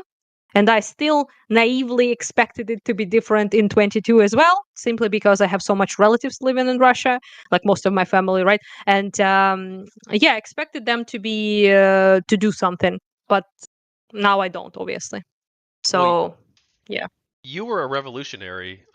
If there are people in Russia who are listening and they are trying to organize some kind of resistance to topple the government there and instill a democracy, what advice would you have for them to try and organize this and get it going and actually succeed?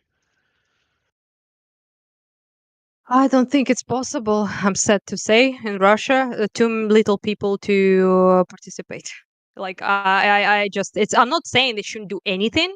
For example, like being vocal on like Twitter or something, being as vocal as they can be, talking about it with their like relatives and things like that. Maybe also donating, probably a good idea as well to Ukrainian fundraisers, things like that. And but genuinely there's like we seen like with the even Navalny when he died. I hate him, by the way, but still he was like a um opposing, I guess, opposition to Putin that was there in Russia, right? And people were like, oh, Russians are going to go at it now that he's dead or like arrested. Literally nothing happened. So in Russia it's not really possible. The only change I personally see happening is if they lose, and so dramatically that it will actually change both the climate there, the attitudes, everything might shift. For example, like it's like, it's kind of like silly to go back to Nazis all the time, but still,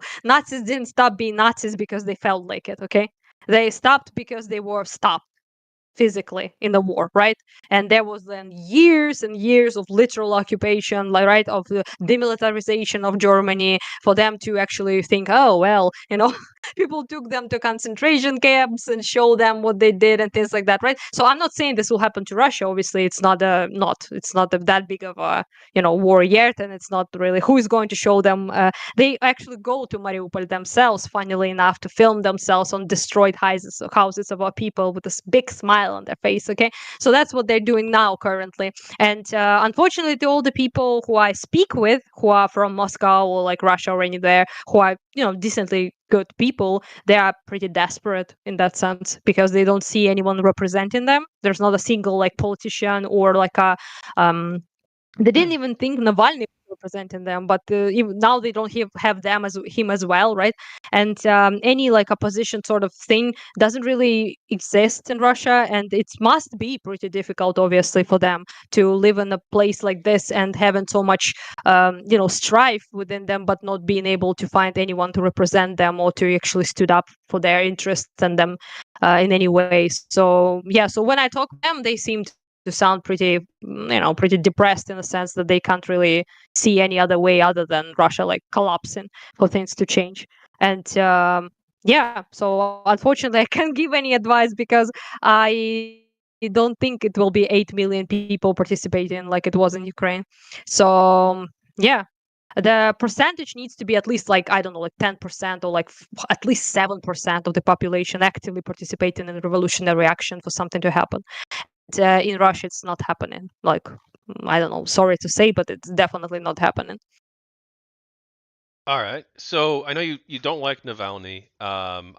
First off, can I ask you why that is? And Um, then second, what do you think of like someone like Gary Kasparov as like a revolutionary leader? uh, Kasparov, I do like. I appreciate him quite a bit, and I have a lot of respect for him.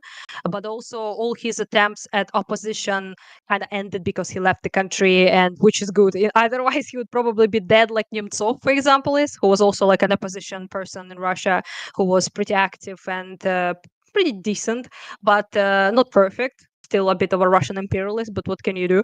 But at least he was doing his thing, okay? But he got killed pretty much. So anyone of any sort of like a real threat to Putin has been already eliminated, or they left the country and now live in like United States or something, right? Like Kasparov does, right? Kasparov is actually great you brought him up because he's like one of the few people who I actually respect that are from Russia, and I, have a lot of reverence for him, I guess you could say. Okay. Navalny was not that guy though. What do you think about how the media has covered the war? Oh, The camera out of focus. No, no, it's not. It's not you. It's the camera, and doesn't want to see me for some reason. Hey, I'm here. What's up, camera? Anyhow, I'm out of. Oh, yeah, I'm back. Anyhow, point is that coverage has been abysmal. I'm sorry I'm so negative, but my positivity died last time we spoke. Okay, so it has been pretty bad. Nobody really covers anything in the media on big platforms like journals, things like that much. So most people, for example, don't know about the drone hunting they do in Kherson at all. I only see a couple of journalists there, and most of them are like freelance YouTuber guys, essentially going there to film stuff. Major people just don't go there, and we have, I think, now hundreds of videos of them attacking people with drones, like straight up hunting them. And nothing is I didn't even see, maybe there is, I'm not saying there isn't, but I haven't seen any major news outlet even talking about this absolutely horrendous thing that is going on there, right? So Izium, for example, got very little coverage, very little coverage comparatively to Bucha, for example. Bucha got quite a bit of coverage, in my opinion, which is good. But but Izium, for example, that was much worse than Bucha didn't. So things like that. For example, Kakhovka Dam explosion, right, was considered to be an ecocide, killed millions of animals, and pretty much destroyed this ecosystem of that region. Like for a very long time, it will not be restored, and nobody talks about it or like talked about it for any significant sort of amount of time at all. And major things like that became kind of like routine as well. So people like, oh, Ukrainians exploding every day in their houses, and nobody really, I mean, yes, it is like kind of like, happens every day. What can you do? But at the same time, like I only see people post on Twitter, for example, me, other Ukrainians, right? Post like, so this night, this high rise building was destroyed and all the people there were like injured, killed, or whatever, right? And we post this, but it's not something that that gets much coverage at all. And even like major horrible stuff, like for example, Ahmadit hospital bombing, that they bombed cancer hospital for children. Well, I did hear about that Very, actually. That was like 2 months ago, yeah, 3 months ago. yes, but very little major coverage of that at all. So mostly on Twitter and things like that, sure, but like major news articles, not much, and not much was done, although it was investigated and admitted and proved that it was a deliberate strike with a guided missile. Which So the organization? one that fuck, what was that? Let me, I might send you the link or Okay. something. So much stuff is happening, but Osint and other people, and one another one also confirmed it. I think, how it's called, not UN, the other one that is more useful. European Union Human Rights or whatever. Maybe, yeah. One I'm of not sure. those. I'm European I'm right. not an expert. Or Amnesty International, Yeah. right, or something like that. Oh, Amnesty is not our biggest fan. Let's put it like that, and we aren't the biggest fan of theirs.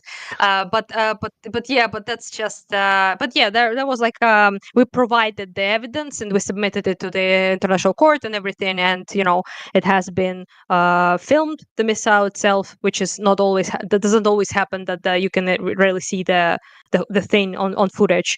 And yeah, and still like but again, what will happen, what they will do, show more condemnation. Like there's nothing like of effect that will stop them from doing things like that. And that's why they do them as well. They do them pretty blatantly because there's just no why not, right? But bombing cancer children is just a little bit too much, in my opinion.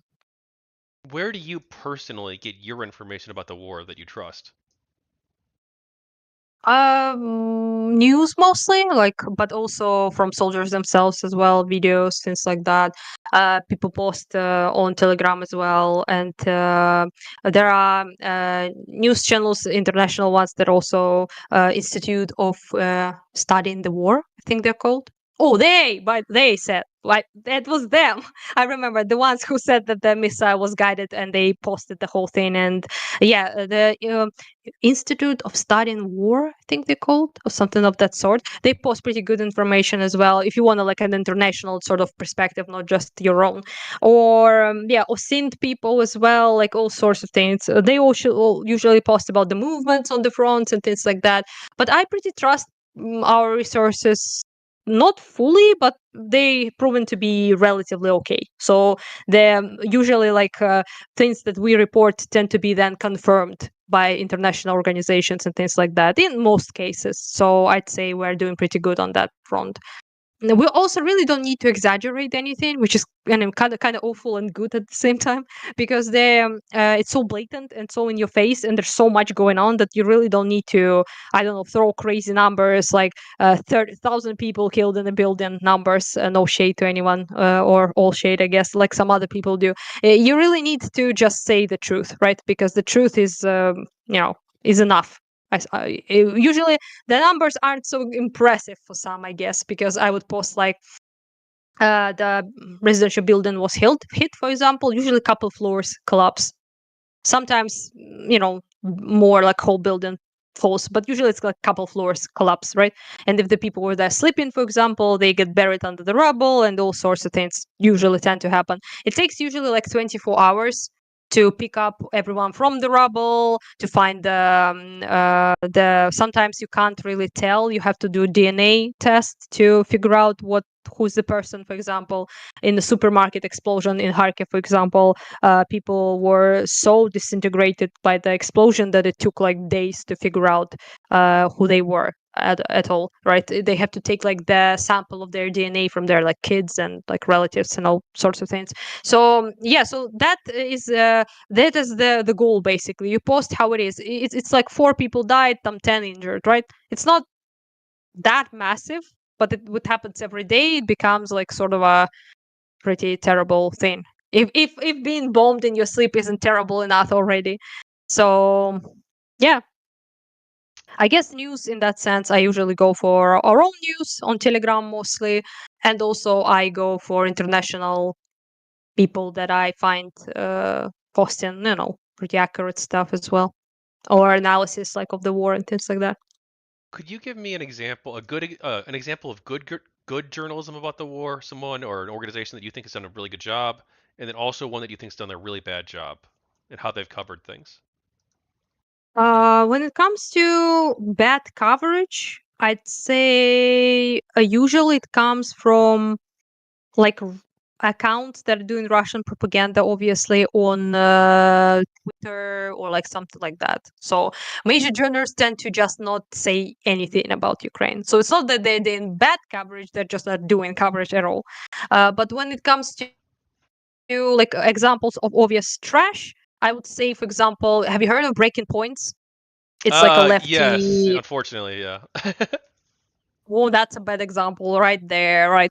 If you watch like literally anything they say, it's Russian propaganda or straight up garbage. Just too bad even for Russian propaganda, okay? So one of the major examples would be like their coverage of the Kerch Bridge attack, calling it a terrorist attack, what we did. So this is a logistics bridge that Russians built illegally on occupied territory, and they used it. There are footage of this everywhere of to transfer tanks, artillery, equipment. Nothing is more of a legitimate target than that bridge, okay? So just because a couple civilians were killed that were near the bridge, we also attacked during the night. So in the, when there are less people there than usually are, not during the how Russians do it in the 12 or 1 hour clock. And Breaking Points reported this as a terrorist attack from our end. Same shit they did with the Crimea beach situation. I don't know if you saw that, but they reported it as if we attacked civilians, Russian Crimean people on the beach specifically to kill them, instead of reporting how it was, which was our missile was hitting their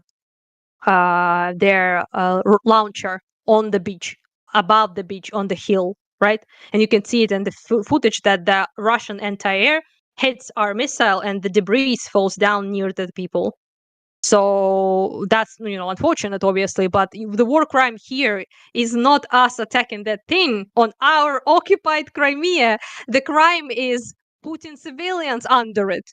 So Russians should not be allowing civilians to stay on the beach, swimming and having a chill time under the launcher. That's the war crime. You're essentially using them as human shields, is what you're doing. So yes, so that's the crime. But they never spoke about that. They spoke about Ukrainians targeting civilians in Crimea. So that's the example of bad coverage, I'd say, if something like comes to mind immediately. I mean, there are people like Jimmy Dorn, very cursed. There are people like Tim Pool, bad coverage, Oh who has been yes, literally gaining money from Russia to do bad yes. coverage. I wanted to Apparently, ask you. yeah. So the Department of Justice in the United States has indicted people associated with Tenet Media, which is a Russian front organization, according to the Department of Justice, that paid millions of dollars to Tim Pool, Dave Rubin, and Benny Johnson, as well as smaller amounts of money to other content creators, uh, Mm-hmm. right-wing content creators. The company was run by Lauren Chen and her husband, and they were essentially a front company for the Russian government, according to the indictments. That supposedly the people who received the payments were unwittingly accepting the Mm-hmm. money, millions of dollars. And after accepting this money, Tim Pool, one of the people involved, actually came out in a video and said that the United States should apologize to Russia and that Ukraine is the enemy of the United States. Some pretty Yeah. wild takes after getting a payout. What do you No, what no, do you no. Wait a second. He said it before Oh, it was he's revealed. okay. Okay. Yeah. I must correct But thank you my for correcting. fellow No, boy. I appreciate it. You know more about Yeah, this than yeah, me, yes. so Yeah, he's I hate him, but he did say it before it was revealed. So he did say it for money, I suppose. But yeah, but it's just interestingly enough with those people, you kind of hard to tell because their opinions might legitimately ally 100% with Russian propaganda. Like I'm not saying it's not possible, but it is a bit sus to say the least. Yeah, and anyone with like couple of brain cells can tell that's a little bit sus. He also lied blatantly about things, or or he's that dumb. I don't know. Also possible. Not knocking that down. But for example, when he was like the reason why the war happened and because Ukraine blew up the north pipe, Nord Stream 2. the gas pipe. Yeah. And he said that that's because of that Russia invaded. Never mind the fact that the pipe was blown up half a year after the full scale invasion. So the timeline is quite difficult for him apparently, because that was definitely not the reason why they invaded Ukraine, the blowing up of the pipe. And never mind that they invaded in 2014, and it's all have happened before that. But the 6 months precisely has passed of the full scale invasion before the explosion of the pipe. But that's also the example of a very very bad coverage because it's just blatant lies. Now, Russia does seem has a very strong incentive and interest in interfering in American politics in 2016 and this election with the Tenet Media stuff. Also, one of the big anti-Gamergate people who lied about Gamergate for years, Ian Miles Chung. Do you know him?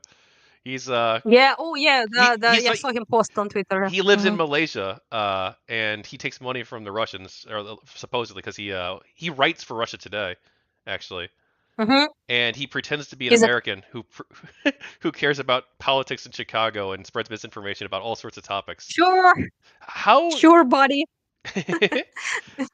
how serious do you think Russian interference efforts are in the United States or in Europe in general, in trying to promote fake news? Essentially, is that a serious Very threat? serious. Yeah, you aren't taking it anywhere near as seriously as I would like in the West in particular, but especially in the United States, because if Russians are good at anything, if I must give them credit, it's hybrid warfare and election interference. Those things they're very good at. So basically, they're much less successful on the front, but they are very successful in buying off politicians, in buying off media people to promote the narratives that are useful to them, to their war effort, and also the ones that are simply destructive for the country itself. So it doesn't have to be like about Ukraine in particular, for example, although there is, of course, big interest there for them.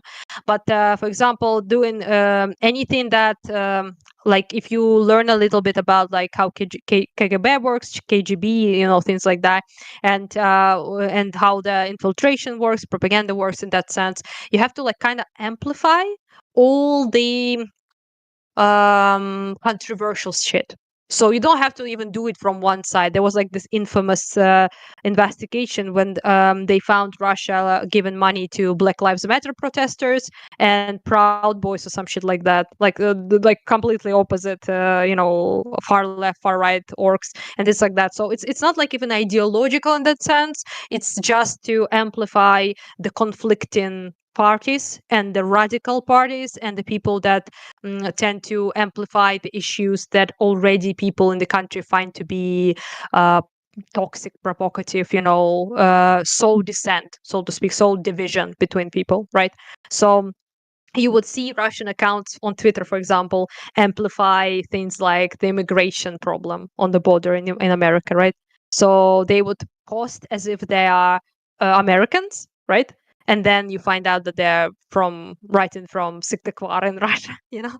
So it's pretty fucking awful. And especially Twitter, thanks to Elon, amplified that sort of messaging. And Russian bots have been pretending to be all sorts of people, including Americans, for quite some time now. And this creates this like massive, huge narrative that isn't really there. And also, people like Tim Pool, for example, are treasonous fucks to your country, and they pretend like this is their authentic opinion, right? Alternative media. So people go listen to it and they're like, so I don't trust like institutions, I don't trust like legacy media, I don't trust any of that. So I go to this like truth teller guy who is independent, so I get his own opinion. And that own opinion is not his own opinion, it's Russian propaganda translated in English, right? So if you don't remember, like, I don't know if you saw this, but Tulsi Gabbard did this video and she was like, there are 30 biolabs in Ukraine and all that, like the cringiest, the most memeiest old shit you can. But as cringe as it is, it's pretty also terrifying because that person now can be the director of your intelligence. Yeah, no, it So is terrifying. It's bad. fun and games ended, in my opinion. So right, so that all is fun and games until those people have power in your country, and the goal of Russia is to uplift those people and place them in power in your country. So they succeeded, I must say. And yeah, and they also do it in a much smaller scale than smaller countries, like recently in Moldova.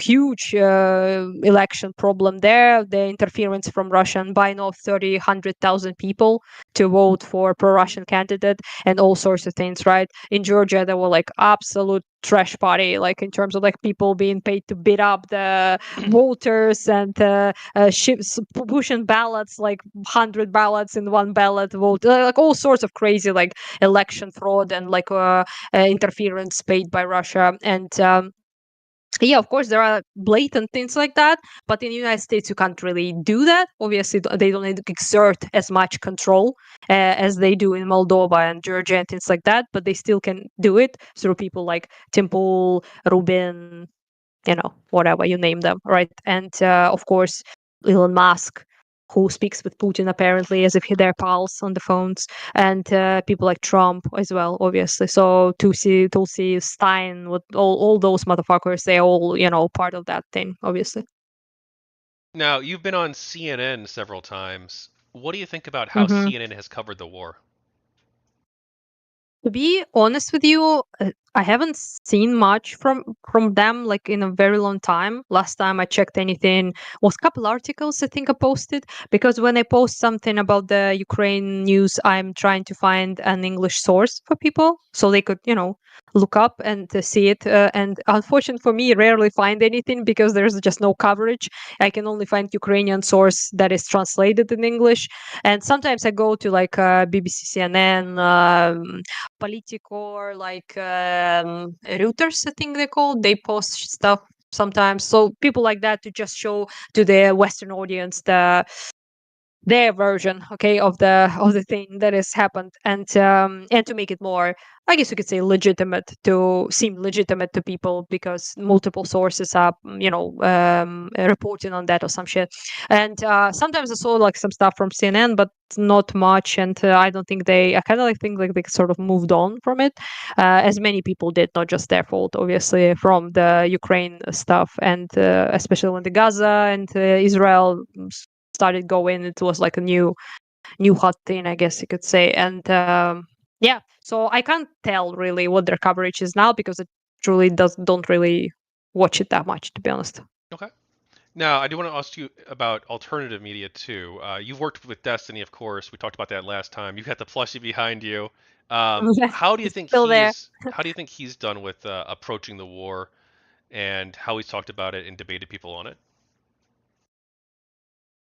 um Him in particular, or like people Well, like I that was in going to ask you general? about a few different content creators, but I'll start with him because Oh, sure, yeah. alphabetical. Well, like Destiny's community in particular really not only helped me with my like volunteer work and everything, they still do. So they're like the biggest drive for my fundraising efforts and things like that. And for that alone, obviously, I'm super grateful.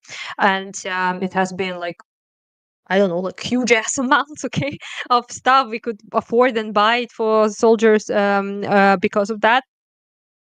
As far as Destiny himself, he doesn't really. It's not like his main thing that he covers Ukraine, so it's not like he talks about it that much. But when he does, from what I've seen, it seems to be like pretty good counter arguments towards Russian propaganda, or towards, he brought it up a lot with the that talking point that became quite popular amongst MAGA people about no wars under Trump. That shit. So when Trump was like in power, there was no wars, things like that. And people say Ukraine, and in Destiny always brought up, excuse me, 2014 and everything, Donbass, Crimea, he would bring up things like that, and that's pretty good. And he also spoke with Dave Smith, I think, a little bit about it, if I'm not mistaken, pro-Russian guy on a paycheck, I think. Yeah, so I mean, with a bunch of people who are like isolationist or like super Russian propagandists, things like that. He did talk with them about Ukraine on multiple occasions. There was like this guy on Konstantin Kisin show. Oh, fuck, I don't remember. Sebastian Gorka or something Oh of that yes, it kind. was triggered, right? Trigonometry. Yeah. That. So he spoke in length about Ukraine with him. So every time he does speak about it, I always appreciate it, obviously, and I think he's doing a very good job there. Okay. And now you've also worked a lot with Dylan Burns. I've worked with Dylan Burns too. I talked with him. I'm possibly interviewing him too. What do you think about Hmm, how he's done? cool. Well, that's the brave cinnamon roll right there, Mr. Burns. And not only did he, you know, pretty much upheld his whole life to come here and to be like a war journalist and everything, which is in itself a little bit unhinged and also awesome. But also he's a very he did things that I don't really think many people did, like being entrenched with the artillery crews, being with the drone teams, actually living there with him for a little bit, with them, filming their lives, filming, taking interviews straight from the front in very dangerous places. He's worked with the mine crews and everything. I only wish it had more eyes on it, and it wasn't so buried under the algorithm and everything. And but yeah, I do think he's doing pretty phenomenal job, in the sense that he is covering things that really most like big journalists don't even cover. So the insight in the war and in the mindset of the Ukrainian people and soldiers that he provides, you can't really find it much anywhere else, in my opinion. So in that sense, the content is both unique, and I also, of course, appreciate his effort in general, and being so like dedicated, and I don't know, it's like pretty phenomenal in my opinion. I wish there, like I said, there were more people who gave him eyes of theirs. to see his stuff because yeah, really the effort is crazy, and also the risk and dedication and his integrity in things he does, and also rarely would you find people who actually care that much, which I especially appreciate. He's my friend and everything, but yeah, I appreciate that, especially because most people, I mean, it's a job and they do their job, which is nothing wrong with that. You're a journalist, that's your job, right? Film shit. But also there is a lack of care sometimes, which Dylan just doesn't have. So he cares genuinely, but he's also genuine in his work. So that's, something I'm I would say he's about as good as as a representative of Ukraine, but also a person the most, I think, knowledgeable about Ukraine, in terms of like what is going on, what people are thinking, what people want about all of that. If I would point to literally anyone to say who knows what's up, I would point at Dylan Burns, because I do trust him that much to be as accurate as possible in his representation of what Ukraine wants and Ukrainian people feel. Yeah, I think he's done a really good job as well. Now, several other live streamers have talked about Ukraine as well. You've actually criticized Hassan Piker. He has some very strange opinions. He seems to think that the Houthi rebels are good and that it's cool to hijack ships in the Gulf of Aden and the Red Sea. I think this is a pretty wild Yeah. take, but he's also talked And about Ukraine too. Do you have any thoughts on his coverage and and what? laugh with the actual Mhm. dude about abducting people. Very funny. People that are still abducted, by the way, they haven't been returned to their families by Houthis. Very funny. Very nice person. But yeah, I personally really don't want to talk about him much, because his community is absolutely unhinged, and every time you mention him, they post all sorts of like death threats, rape threats, and all sorts of things. Not that I'm care, like every time I'm about to explode every day, so it's not like I'm too phased about it.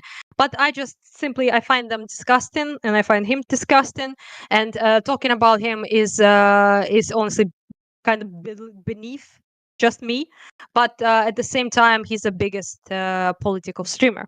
So if he was like some sort of like, I don't know, couple thousand people, no offense to small streamers, I'm just saying, if he was like a small person with a small number, I wouldn't really bother, to talk about him, and I wouldn't bother to point fingers at him all the time. But unfortunately, I have to, because this person has humongous platform and humongous outreach, and him spreading insane Russian bullshit. Dylan Burns made a whole video with Ukrainians, including me, reacting to Hassan's absolutely deranged takes on Ukraine. There's actually, you can find it. It's the Ukrainians react to Hassan. I think it's called Piker.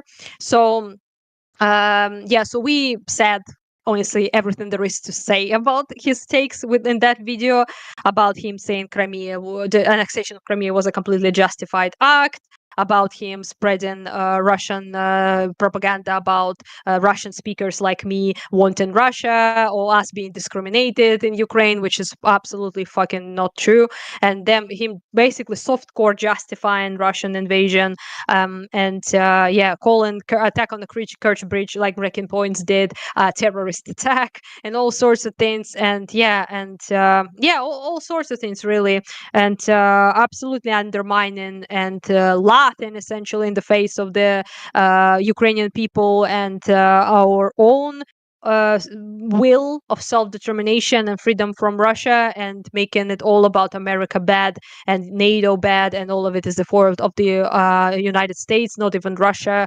And yeah, I wouldn't call him pro-Russian, but and pro-invasion. At least I haven't seen, I don't know, in his head maybe, but he hasn't said much. I think that's false to say that, at least. But I would say him an apologist of Russia, and I would say him doing a harmful anti-Ukrainian false narratives propaganda. But to be quite fair, he didn't speak about that much at all in recent times. I don't think in a year or something. He like fully moved to Gaza, Israel. Thanks. Thank you, Hassan. Like, we're moving on, genuinely, yeah. But yeah, I don't think he spoke about it. At least I haven't seen much of him. The last thing I saw, I think, was on Ethan Klein, H3. I think he spoke about Ukraine a little bit. That's I think it's the last thing I saw. It's been a while as well. So yeah, I can't remember like every single stupid thing he said, but there was like from what I mentioned, there was plenty of pretty disastrous shit. Oh, and then of course Nazis, Azov, all of that, all that narrative he also obviously repeated.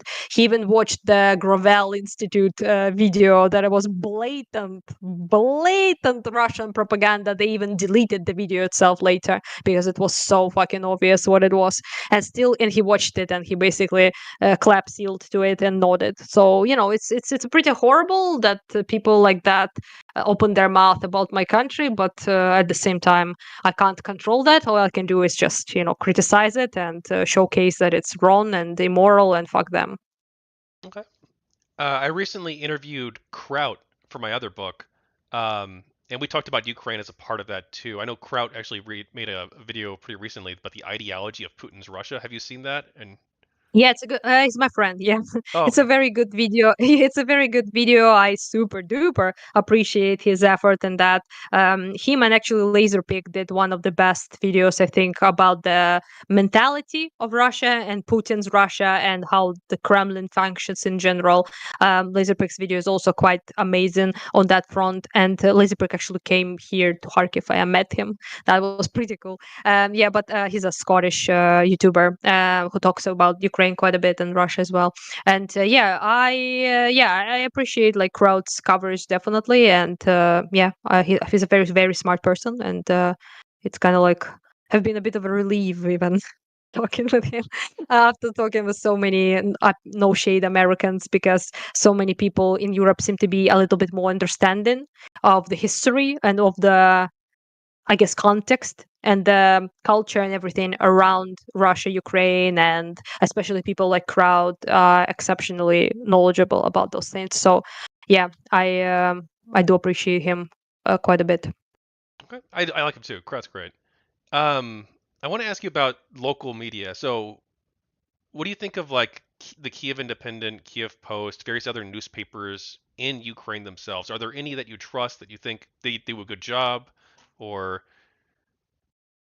Um, they are not doing abysmal job, but sometimes they do post some cringe. I must say, like I mean, it's not like it's inclusive. It's exclusive to Ukraine. Like New York Times posts cringe like all the time, right? We call them New York Times at this point, like you Orc called them Times that instead today? of yeah. So because of that, like they are posting like all sorts of Russian propaganda, absolutely horrendous shit, and so their coverage of Ukraine in 95% of time is just straight up shit. So yeah, so it's not our problem, okay? It's a problem all over the world. And but yeah, Kiev Independent, like Ukrainska Pravda, are usually the ones people read the most. But I mean, sometimes they hit and miss, but I can't say that they are like super duper horrible as well. United 24 posts a lot of stuff as well on like Twitter. Mostly I see them. Um, Mostly tend to be all right, I'd say. Okay.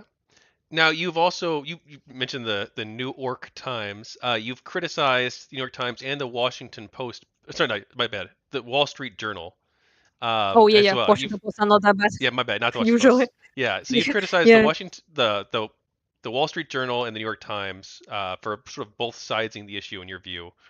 Um, what exactly is your issue with them? What do you think that they've done poorly in covering the war? Oh damn, I posted so much about that. Like I have I don't know, like many tweets that I Ukrainians take issue with, and they point out parts of the articles. First of all, in New York Times there is especially bad thing that people who do some sort of like pieces on Ukraine are Russian. That's that's an absolute calamity. I don't know what keeps happening. Maybe because there are people working there that are Russian. There are all of New York people in New York who are Russian. Apparently, I didn't know that, but whatever. Point is that not only their point of view is obviously fucking skewed. It's not even a conversation. I think they also represent Ukraine from their own imperialist old Russian mindset.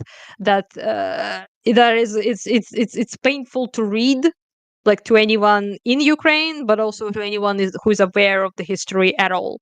So that has been a fuck up on their part, or intentional. They did it so many times that I'm starting to think that probably it's not a fuck up. It's actually quite intentional. Yes, and not only they do usually both things, two things. They either both side, like you say, so they present it as like a sort of equalizing both siding, or they are doing blatant like false narrativization. So I think the recent thing I've seen from them, they still use this narrative about Eastern Ukrainians wanting to be Russia and were oppressed by whoever knows who. So they still doing the old memes that are that are ancient and debunked 10,000 times over now, and they still push those narratives that are softcore justifying a Russian version of why the invasion happened. So denazification, protecting people in Donbass and like whatever fuck, right? And it's very, I don't know, it's so blatant and so often, especially in New York Times, that I genuinely don't think that's a mistake anymore. I think that's there's some sort of intention there. Otherwise, it's you can't really do it like 100 times and then say oopsie.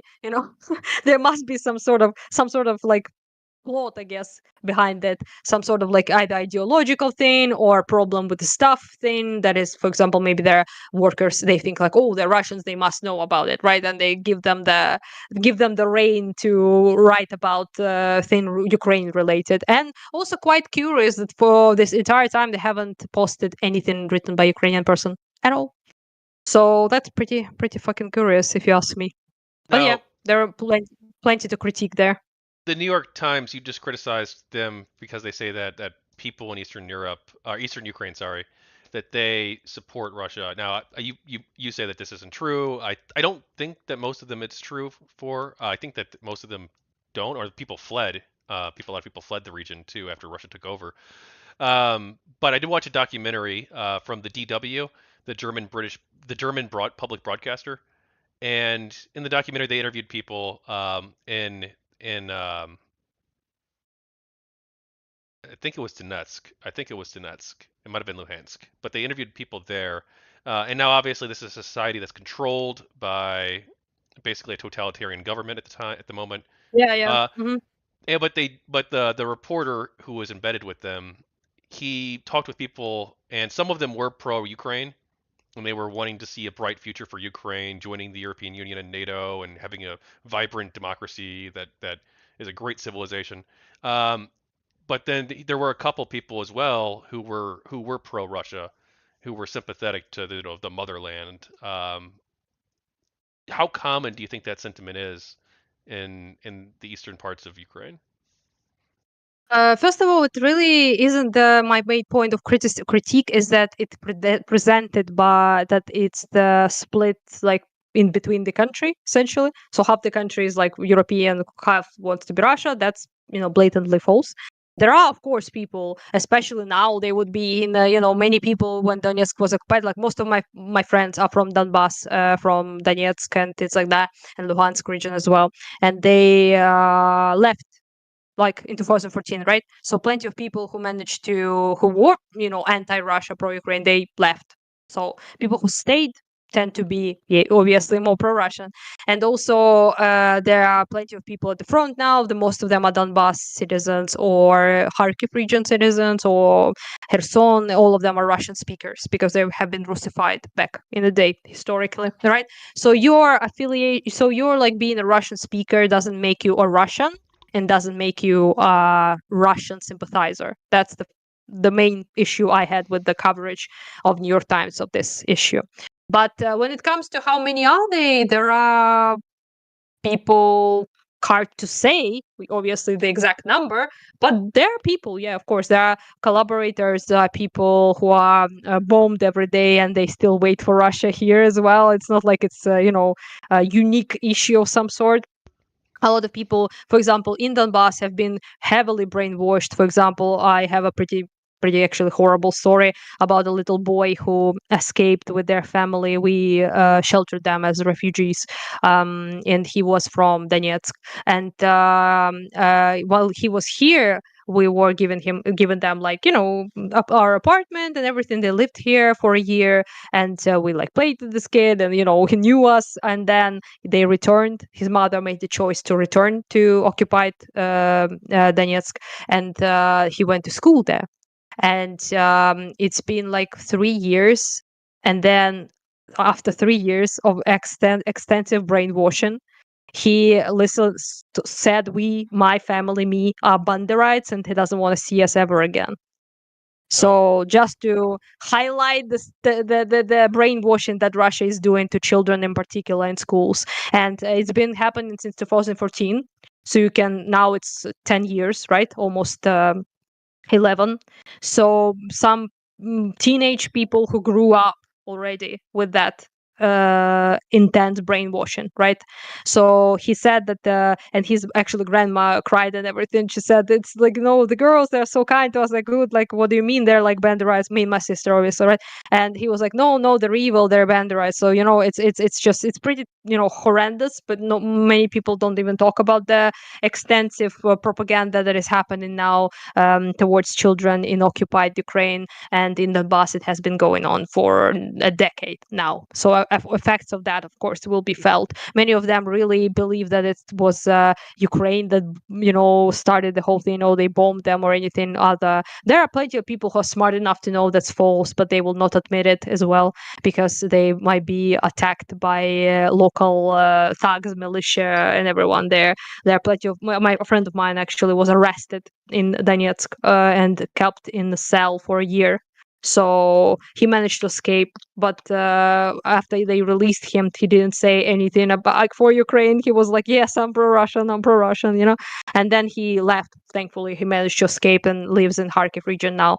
So there's that as well. So it's kind of difficult to estimate and to believe any sort of like statistics or anything about it, because all of this is under Russian control and under guns essentially. So quite difficult to say, but the percentage is relatively small comparatively to what people in Russia want you to believe. That I will say, obviously. And most people, of course, changed their mind as well. That's also something to put up. So people who were like, not pro-Russian, they didn't want Russia here. They voted. Most people voted for Zelensky, for example, right? So it's not like it was just West voting for Zelensky. People in the East voted for Zelensky as well, right? But there were plenty of people who were not, at the very least, sort of like sympathetic. So didn't want to be Russia, but were like more favorable, right, towards Russia than they were towards, for example, the West. And after they pulled this one in 22, for example, on Kharkiv people, absolute majority of Kharkiv people now hates them, right? So they used to be even in 22, after 2014, they still remained like sympathetic and much more loyal to Russia. And after you're getting bombed every day and your loved ones getting blown up, then many people will change their minds, obviously. So it's also something to keep in mind. For many people, annexation of Crimea and Donbass just wasn't enough for them to be like super duper anti-Russia. This, however, changed most people's minds. So I still have like a lot more questions. I don't know if we'll be able to get through them all before the 3 hour window. Are you okay going a little bit longer, or do you have like a hard out at 3? Or at How the much time has passed already? 2.5 hours. Yeah, probably 3 would be the Okay. the top I can do. Okay, so I'll probably skip a bunch of these then. What do you think of Ukrainian domestic politics? Currently, I mean, or like either after 2014 or whatever. However I guess currently, like, do you have like a current like political philosophy or party that you're backing or anything like that?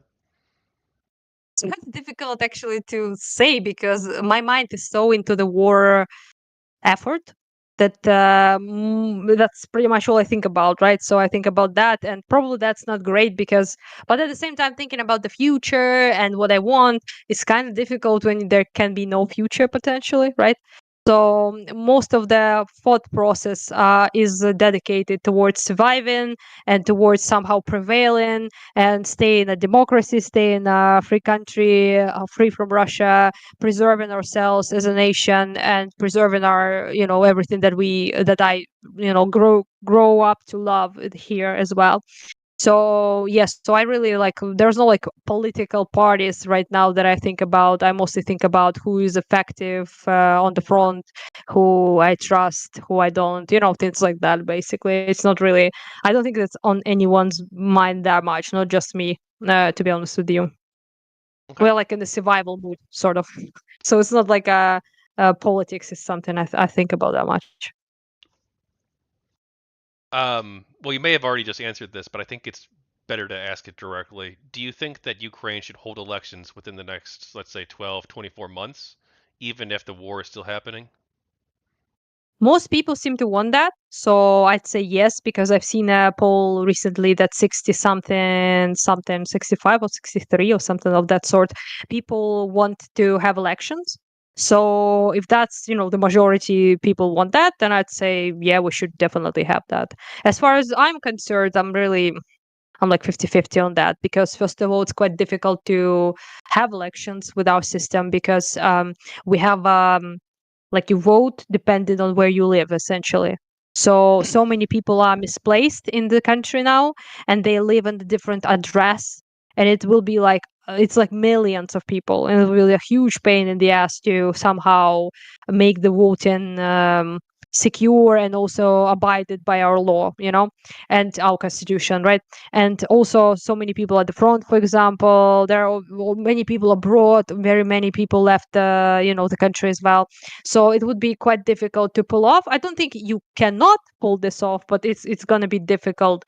And also, of course, the danger of I don't know, like bombings of during voting and things like that. You can, I guess, organize it underground or some stuff. I don't know. It's quite difficult to imagine how exactly it will be, but seems to be like most people want it, and I'm like, obviously will support what most people seem to be wanting right now. Okay. What do you think of President Zelensky's leadership? I mean, uh, it's much better than what I expected to be. First of all, because I really did like think he would be like, he would have a spine, so to speak, enough for this. I thought he would be like playing ball with Russia, essentially, because of one of his main political kind of like messaging was that of like peace candidate, essentially. So he would like find some sort of middle ground, stop the war somehow, all of that. And he wasn't pro-Russian, but he wasn't like super opposing to Russia as well. So this is something I didn't personally like about him. But when it push came to shove, he kind of, I guess you could say, came through.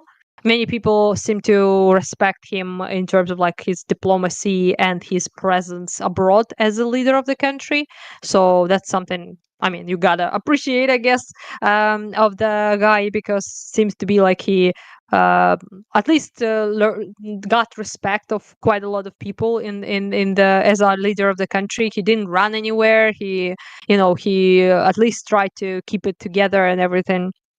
Some of his decisions in the beginning and as well as now I didn't really appreciate, but at the same time, um for example, the Sirsky, he's becoming the leader of the general of the military and things like that. I wasn't really a big fan of that. A lot of my fellow soldier buddies have a lot of critique of the leadership as well, obviously. But as far as the like his diplomacy and his presence as a leader of the country, I think he did a pretty decent job. But yeah, could be worse, much worse, and we didn't have anything like really to compare, in sense like that we only have like after Yanukovych was ousted, we have like Poroshenko and then Zelensky pretty much, and yeah, to comparatively to, let's say, Yanukovych, that's definitely an improvement, to say the least. But yeah, I'm not like a big Zelensky simp, but I'm also not like anti-Zelensky at all. So I'm like in the middle somewhere, swimming. Okay. How does Ukraine rebuild after the war? or during the war even too?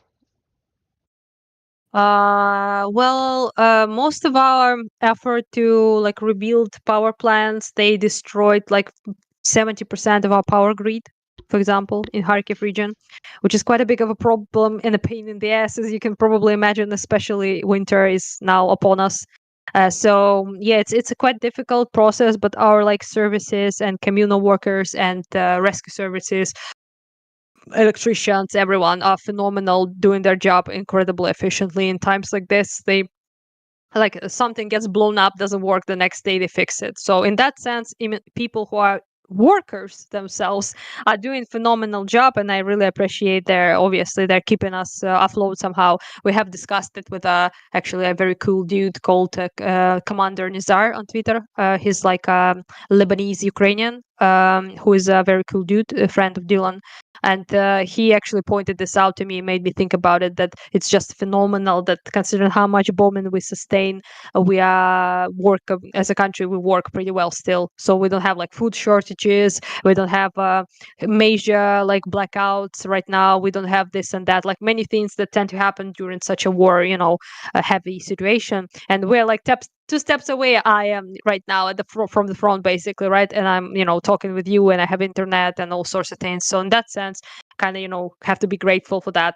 But as far as repairs go, quite a lot of them depend on foreign aid, which helped a lot, to be honest, like especially with the electricity. A lot of help was given to us, like generators, power batteries, all that sort of thing that helped so much. Like we have like cafes and shops that work from generators right now, right?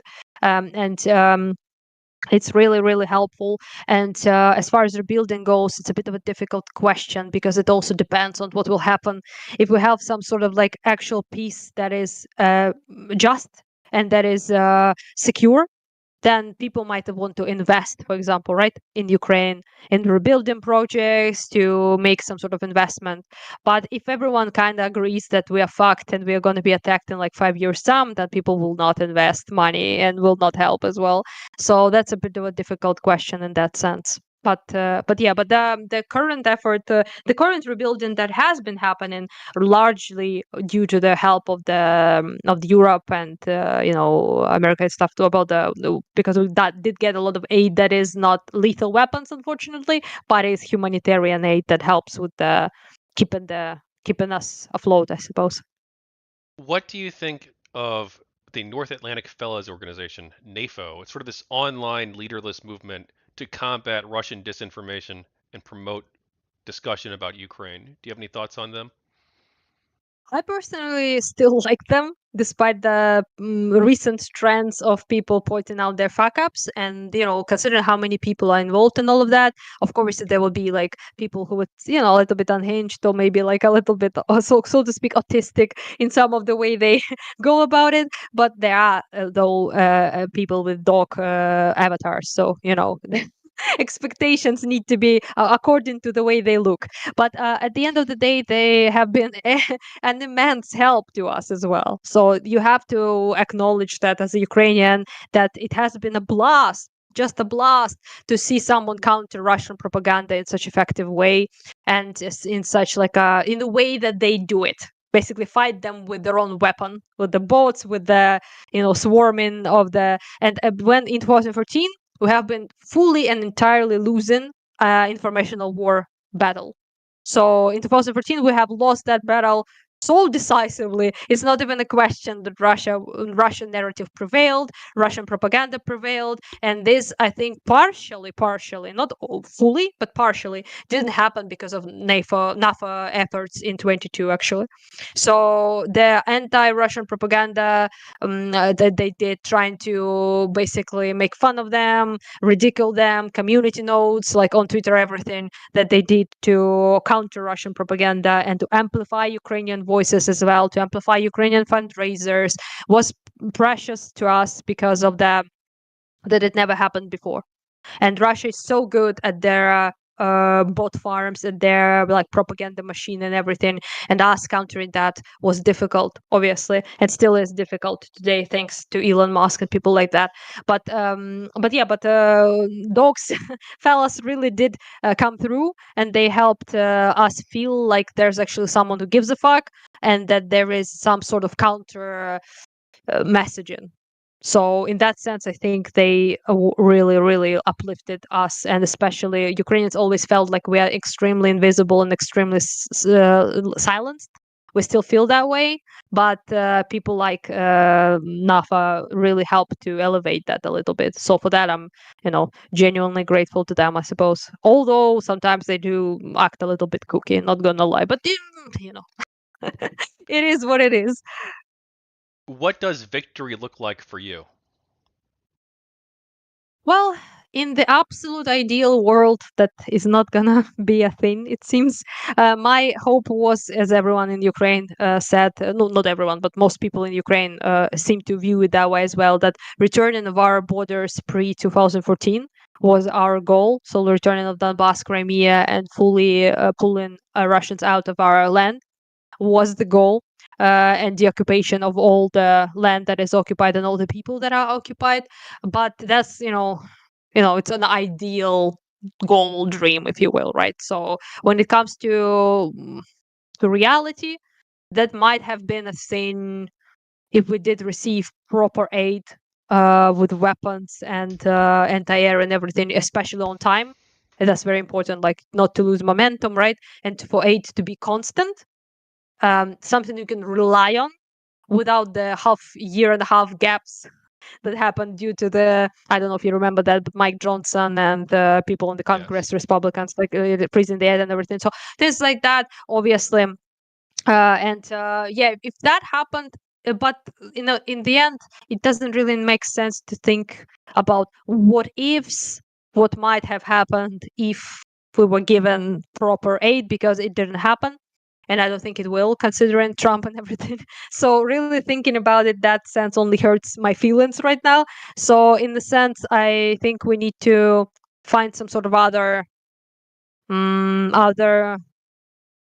other view, I guess, of preserving our country, and to not at the very least losing what we already defended and miraculously taken back, such as Kiev region and Kharkiv region and part of Kherson, right, and everything of that sort. And yeah, and maybe wait a little bit to see what the fuck will Trump's administration do, and what conditions they will impose on us. What can we do about it? People, of course, are talking about the nuclear weapons a lot, but I don't really see how we will find funding for that, to not only make them, but also we had them. We were like a third or the fourth biggest arsenal of nuclear weapons. But it's also a thing of the past, and what ifs will not help us, like I said. So yeah, I don't know. Of course, that as a deterrent. Unfortunately, we seem to be living in the world where that is the deterrent. That this deterrence is having nuclear weapons, and people who have nuclear weapons can do whatever they want with you if you don't have them. So I think that's the lesson that most people, unfortunate, honestly, lesson that most people learned with the Ukraine situation. And yeah, I don't know how that will play up. I don't know exactly just how much money people need to build nukes. I imagine a lot. So in that sense, I really don't know who will sponsor such a thing. And yeah, I don't know. Depends on the conditions, I suppose. For us, the goal, of course, would be to get security guarantees of some sort, even if we will be forced to give away our land in some way. We need some sort of like secure guarantees that the Russians will not do it again, and I don't think anyone will give us those guarantees. So I guess, I don't know, man. Like, fight on. I guess that's the only thing that's left, to hope to somehow be in a little bit of a better position, perhaps, to at least have some negotiating power. But yeah, it's pretty grim. I don't know what to tell you. We shall see, I suppose. Okay, we're nearing the end here. I do want to ask you, there's obviously another war happening right now. You're very focused on Ukraine, of course, for very understandable reasons. I'm more focused on Ukraine as well. But do you have any thoughts on the Israel-Palestine or Israel-Hamas conflict as well? Do you want to share?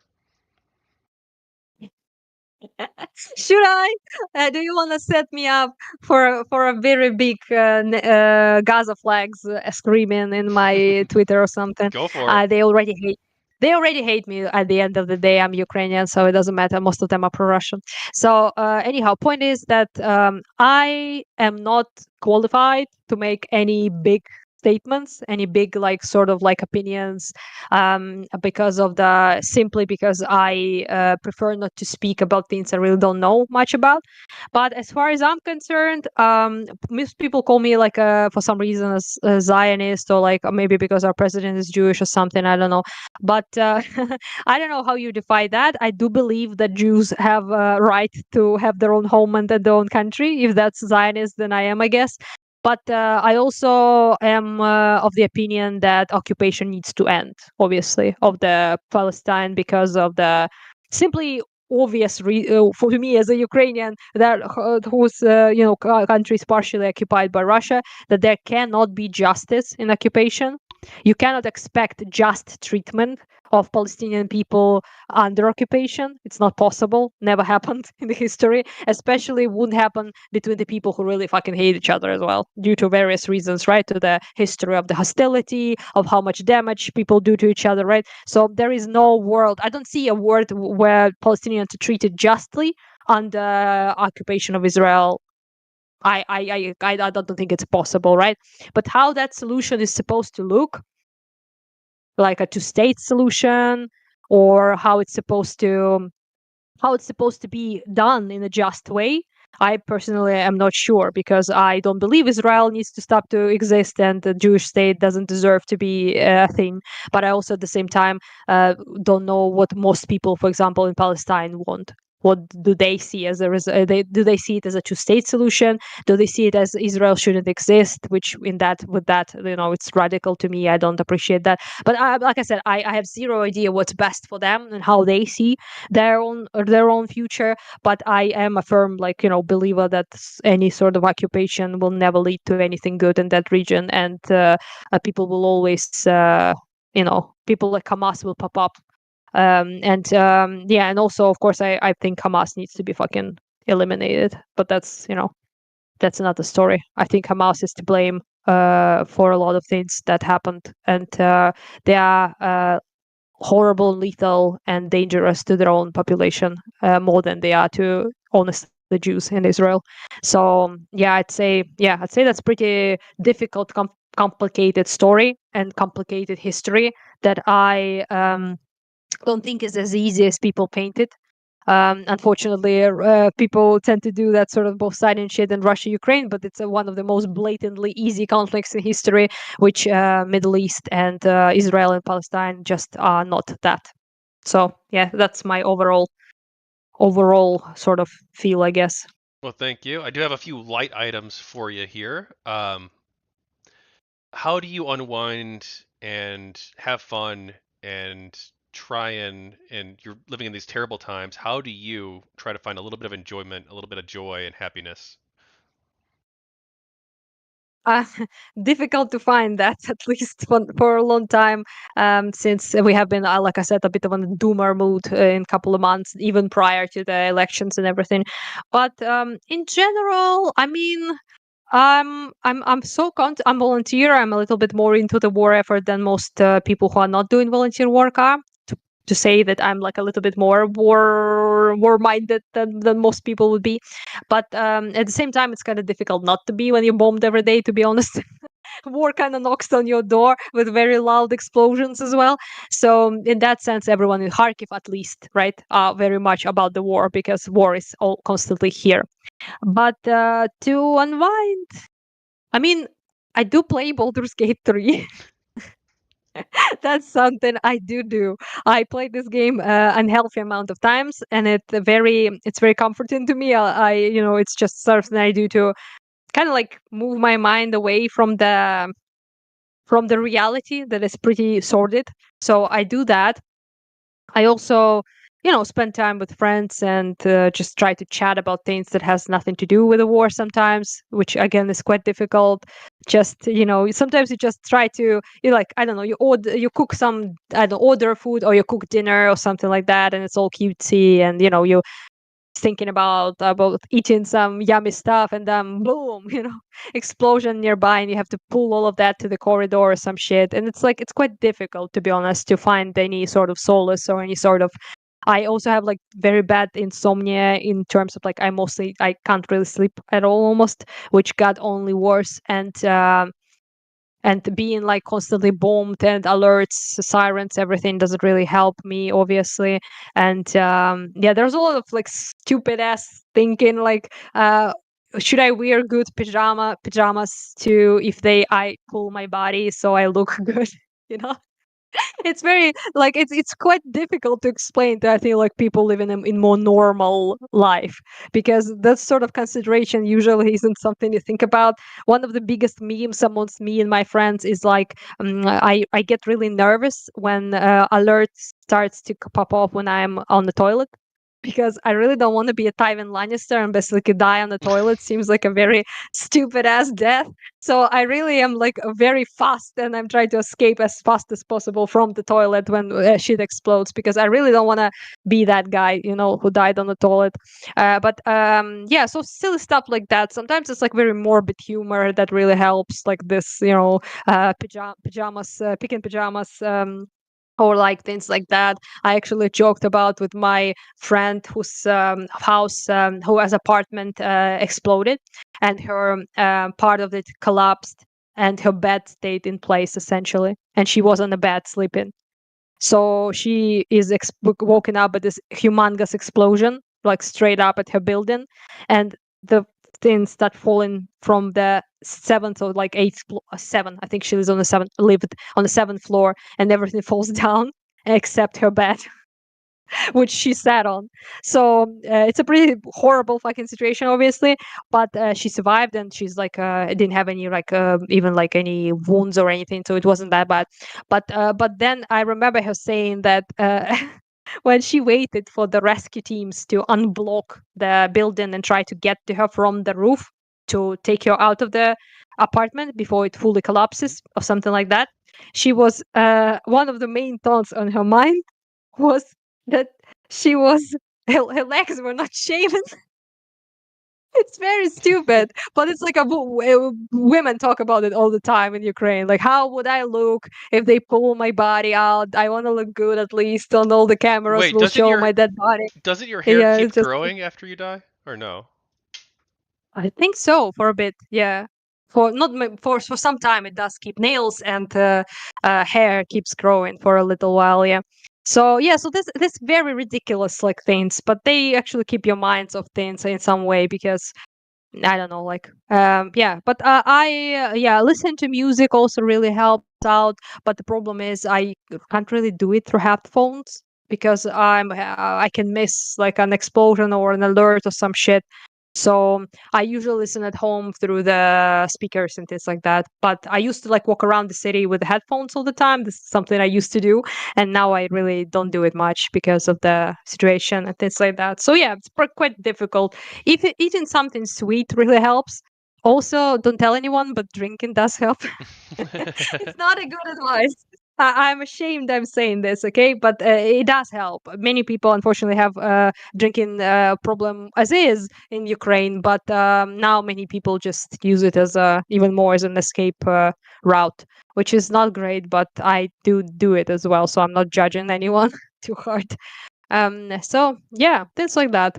Trying to do regular things sometimes helps. Just absolutely like I don't know, like like buying. For example, I finally went to check my eyesight, because it's been a while since I did it, and it dropped pretty significantly, which I noticed, but I didn't know until I went. And I made got myself new glasses and things like that, and just taking pairs of glasses and trying them on, seeing which ones fit. It's like a regular ass activity that really lifts you up, makes you feel normal for a little bit, things like that. Yeah, Gotta enjoy the little things. yeah, pretty much. How's your Baldur's Gate 3 playthrough going? Yeah, I'm not going to announce which one it is, okay? There's been so many that I'm ashamed, and I'm not going to say how many runs I had. But I usually make like different, characters with different classes and things like that to basically just enjoy all sorts of things and do things differently as well and stuff like that. Currently, I'm running a Dark Urge run and having a lot of fun with that as well. Yeah, so yeah, I am making also characters for other people because apparently I'm very good at making very hard characters and very nice looking characters. Also, if I get a prompt how a person wants their character to look, but they can't really make it, themselves. They have a vision, but they can't really, make it. I sometimes do it for them. So I did a shit ton of characters for people, for my friends as well, to play as well. And it's a bit of a escapism, obviously, but it's a good distraction for me at least. Yeah. I don't watch that much stuff though, although I do want to see Arcane season 2 because I really loved the first one. So it's about to pop up. I think already is out, maybe even. Oh, So I've not I'm heard at, of that. yeah, yeah, it's a pretty good show, at least animation. But I don't know how good is the second one though. But the first one was great. Yeah. So sometimes you just have. I don't have much time though Oh, because of my volunteer work and everything. So yeah, finding time is a bit difficult.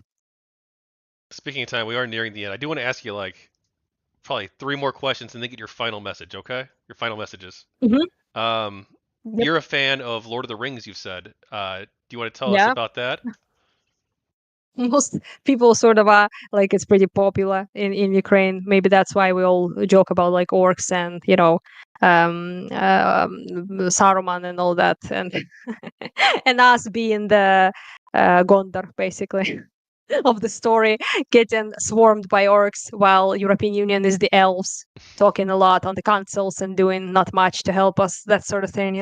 I guess that's why it's kind of relatable to people in a way because and also it's pretty classic obviously story about like um heroic acts of resistance towards like very great evil, right? Destructive forces and things like that. But to me the best part of the story is about the little people actually having an impact, like hobbits, right? They seem to be like those silly ass little dooders, right? They don't really matter in the great scheme of things. Most people don't know much about them. They live their own like isolated lives, but then they ended up being the ones who actually made a huge ass impact and changed the world. And that's something I found to be very inspiring about this story because compared to other nemesis, quote unquote, we are a little guy. We're a big country in Europe in terms of size, right? We ain't Moldova or Georgia or something, but in terms of our adversary, we are quite small, and that sort of story is uplifting, and I think that's many people really like it, despite it's being like very simple in terms of like good and evil and everything. But sometimes it's simple. Sometimes it's actually quite simple. What's good and what's evil. It's not as complicated as sometimes people think it is. Yeah. In April 2023, you shared 2 videos of an object over Kiev and speculated, perhaps in jest, that it may have been a UFO. Have you learned anything about this object since, and what do you think the Oh, object was? oh my god, I don't even remember that. I could link you to Well, your. what? You tweeted this Yeah. out about this UFO you saw. Uh, I got I him. don't really believe in UFO though. I don't even remember. You're like bringing up stuff. I don't even. I think you might have been I don't. joking, but I Likely. figured I'll ask because it's kind of a funny topic. But Can you show it to me on like Discord or like yeah, I'm about to post it. Twitter? There we go. Yeah, That show was it your to me. tweet.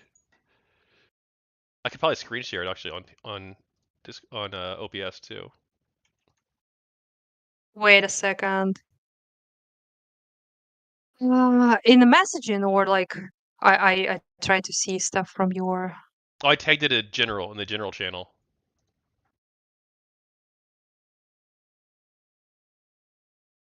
in the channel. Wait a second. Oh my god, I don't remember this at all. What the hell I was thinking? Let me see. Um. Uh. Yeah, it was a weird ass thing. I don't remember exactly. I wrote what in the actual fuck in Kiev. Where's the UFO thing? Oh, The the did you the, not the actually? alien Did you thing. not actually speculate that it was UFO? Did I just make that part up? No, I don't. No, I don't think so. I asked what the actual fuck it was, and it's Oh like no! In no the, alien. the the second comment right below it, you put out. You said what? So what is this crazy flash of light above Kiev? Current theories: meteor, UFO, NATO satellite, Russians. Ah, yeah, just joking, like because Okay. I didn't really know because sometimes there are like war related stuff like explosions and things like that, and you like don't want to really, you know, basically speculate what it is or something. But in this case, I really saw the video and I was like, "What is this?" And I was asking people like, "What the hell is it? Is it like something dangerous? Is it like?" And also there were like memes at the time. I remember now actually what that was about was that the if something major happens, it has to be in Ukraine. So all world wars are here, right? First World War, Second World War, fought here in this part of the world, Eastern Europe, right, and Ukraine in particular as well. Now the biggest war is fought here as well. So if there is a meteor strike. That people are, fear mongering about quite a bit, then it should happen in Ukraine. And if the aliens decide to pop on invade Earth, it should be as well in Ukraine. So it's just the law that we get all the shit possible here. Biggest Chernobyl, right? Biggest radiation catastrophe ever, nuclear also here. So all the juicy bits needs to happen here. There's just our lot in life. That's what that was about, I suppose. Now you talk with a lot of people online about the war. What arguments have you found convincing when talking to people in America, Europe, Japan, Australia, wherever, who are sympathetic perhaps to Ukraine, but are like, you know what, it's not our problem, it's really far away, who cares? What arguments have you found those people are convinced by? To be honest, those people tend to be not convinced at all. So at this point in time, I must admit that most people who support us already support us. They don't need any convincing. But people who by this point don't care, they probably won't really care. So it's not like you can really. At the beginning, there was a lot of like effort and sort of like a I don't know, could say a battle in a way, right, for people's minds and trying to win them over and everything. And I think the most effective things were for people to just see how bad it is actually, like because most media news don't really show you they will show you like a fireman picking out a cat from a building, cute stuff like that, right? But they won't show you like people's relative exploding or like something like that. So showing stuff like that, as brutal as it is, did change a lot of people's minds. Also, just making it clear for them that it's something we want, because Americans have this like problem with American exceptionalism, unfortunately, and they really feel everything is about America and it's about America. And for us showing them that it wasn't, that it really was something that is, it's not Biden making us fight. We don't care about much about what he thinks, but it's about the our just desire to survive, to maintain ourselves as a nation, to preserve everything we worked so hard of, because I can't imagine anything worse than losing all of that again. I don't think I could live with that, to be honest. And yeah, so in that sense, that worked. Also, some people who are more like I guess internationally minded or something like that, you could make effort to explain to them why it matters for United States, right? So why preserving the peace in Europe is important, why Russia will attack again. For example, many people I spoke with didn't know that Russia attacked Moldova and Georgia and annexed territory there, right? So they thought it's just Ukraine, right? Who cares, right? And it's not just Ukraine. Their aspirations are much bigger. There are also countries like Moldova now, Georgia. There are Armenia, Kazakhstan, right? Countries that are not in NATO, right? But there are also a danger and things like that. And why just in general allowing dictators, allowing war-hungry imperialists to just do whatever the fuck they want in Europe or anywhere else, to be honest, it doesn't really, it's not the world order that we are supposed to have in 21st century, and it's not the world order that any sane person should want. So that was something that people, brought up as arguments quite a bit. And yeah, appealing to people that they owe us shit doesn't really help. It seems like appealing to like Budapest Memorandum and things like that, that actually there is sort of like a commitment that was made. Doesn't seem to be people are not bothered by that. It seems, yeah, mostly just on emotional level. So you show them that just what is at stake, I guess. Or you convince them that it's something that is important worldwide, not just with Ukraine. So I guess that's probably the best bets. Okay, now for your closing message to various different constituencies. You can be as short or as long as you'd like in your message, but what is your message to American, European, and allied peoples and law and policymakers? Mm, damn, dude. I have so much to say, nothing good. But if we're trying to be as positive as humanly possible in this situation, is I no, I guess I will say just just how it is without forced positivity. To be honest, for time of the forced positivity has passed. It seems. Um, I um, I did in 22 had a big hope in the world and in the believe I believed, I guess you could say, in the idea that people in the world will have a back, and that this time will be the one where Russia will be stopped from doing what it does to millions of people, without any shame, without any punishment, without any accountability. And I really thought that this is it. This is it. So previous generations failed, but we will manage simply because it's a different time. So many phones, so many films, so many, everything is out there, everything is on the screen. People can see what is happening. And I am sad to say that my faith and my trust in the world has been completely crushed. And yeah, that's pretty much, I guess, my feeling overall. But I also want to say just a huge thank you to people who still fight for us today and still try to bring justice and try to help us preserve ourselves and assist us, because it meant a lot back then, and it means just as much, if not more now, that people are still doing this and people still care. People who donate, people in politicians who still are decent enough human beings to fight for what is both just and sensible. Because no way to people talk a lot about avoiding World War III, right? But at the same time, there's no better way to avoid it than stop Russia before it goes anywhere else. So yeah, I know there are many people who understand that and who are fight for us still to this day, despite how fucking bleak everything is, and I appreciate that. And I think the history will remember you um, favorably, and people who thrown us to the wolves very unfavorably, especially when shit hits the fan.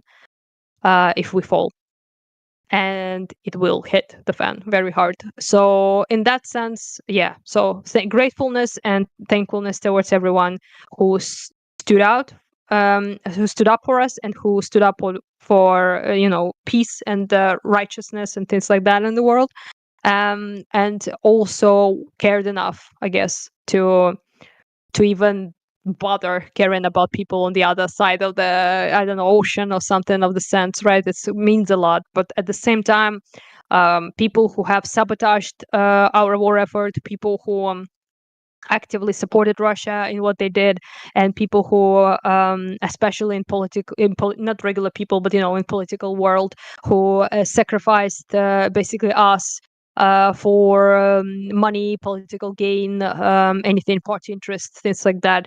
I think you did a very, very big mistake. And not because I'm just Ukrainian and, I care about my people dying, obviously, but I think you failed, not you just Ukraine, you failed the world in general. So, yeah, that's pretty much, I think, the gem. Okay. What's your message to the United Nations? You didn't really want to sabotage me, yeah?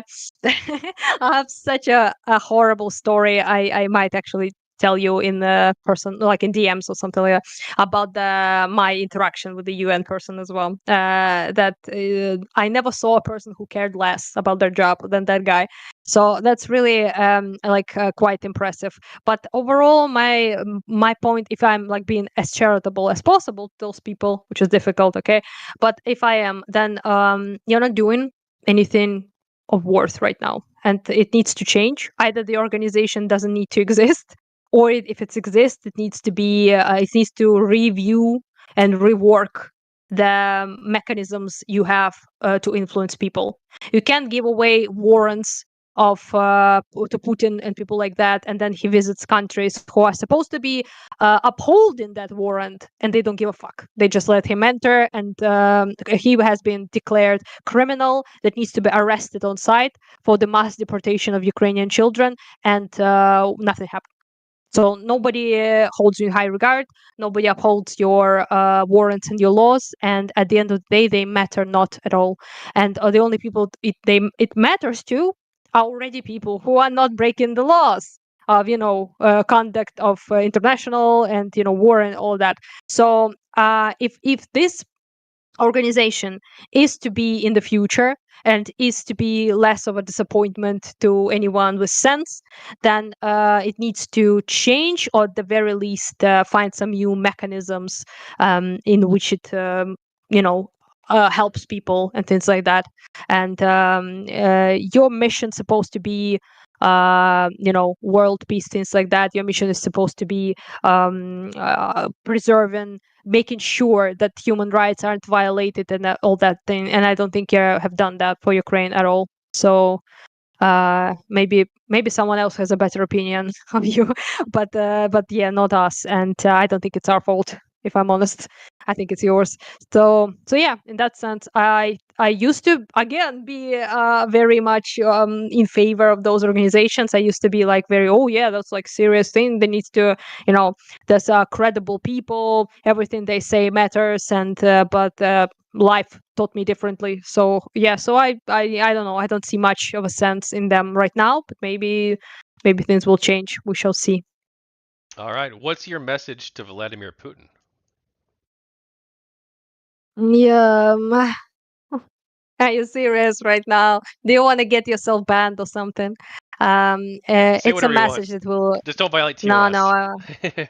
yeah, I don't want to he should really put you on the spot. he should do something to I himself in Minecraft. Pretty much, yeah. Okay. But unfortunate though, I don't think that's him problem. It's like just him dying won't fix Russia. So yeah, and I wish it was just this guy goes out of the picture and everything is hanky dory, right? But unfortunately, it's he is a child of his country. He's a representation of a very rotten ideology of Russian supremacy, of Russian world, and of Russian imperialism. And as much as I hate him, obviously, I really don't think he's the only problem that there is there. But at the same time, I wouldn't mind Minecrafting, obviously, for obvious reason. What's your message to the Russian people?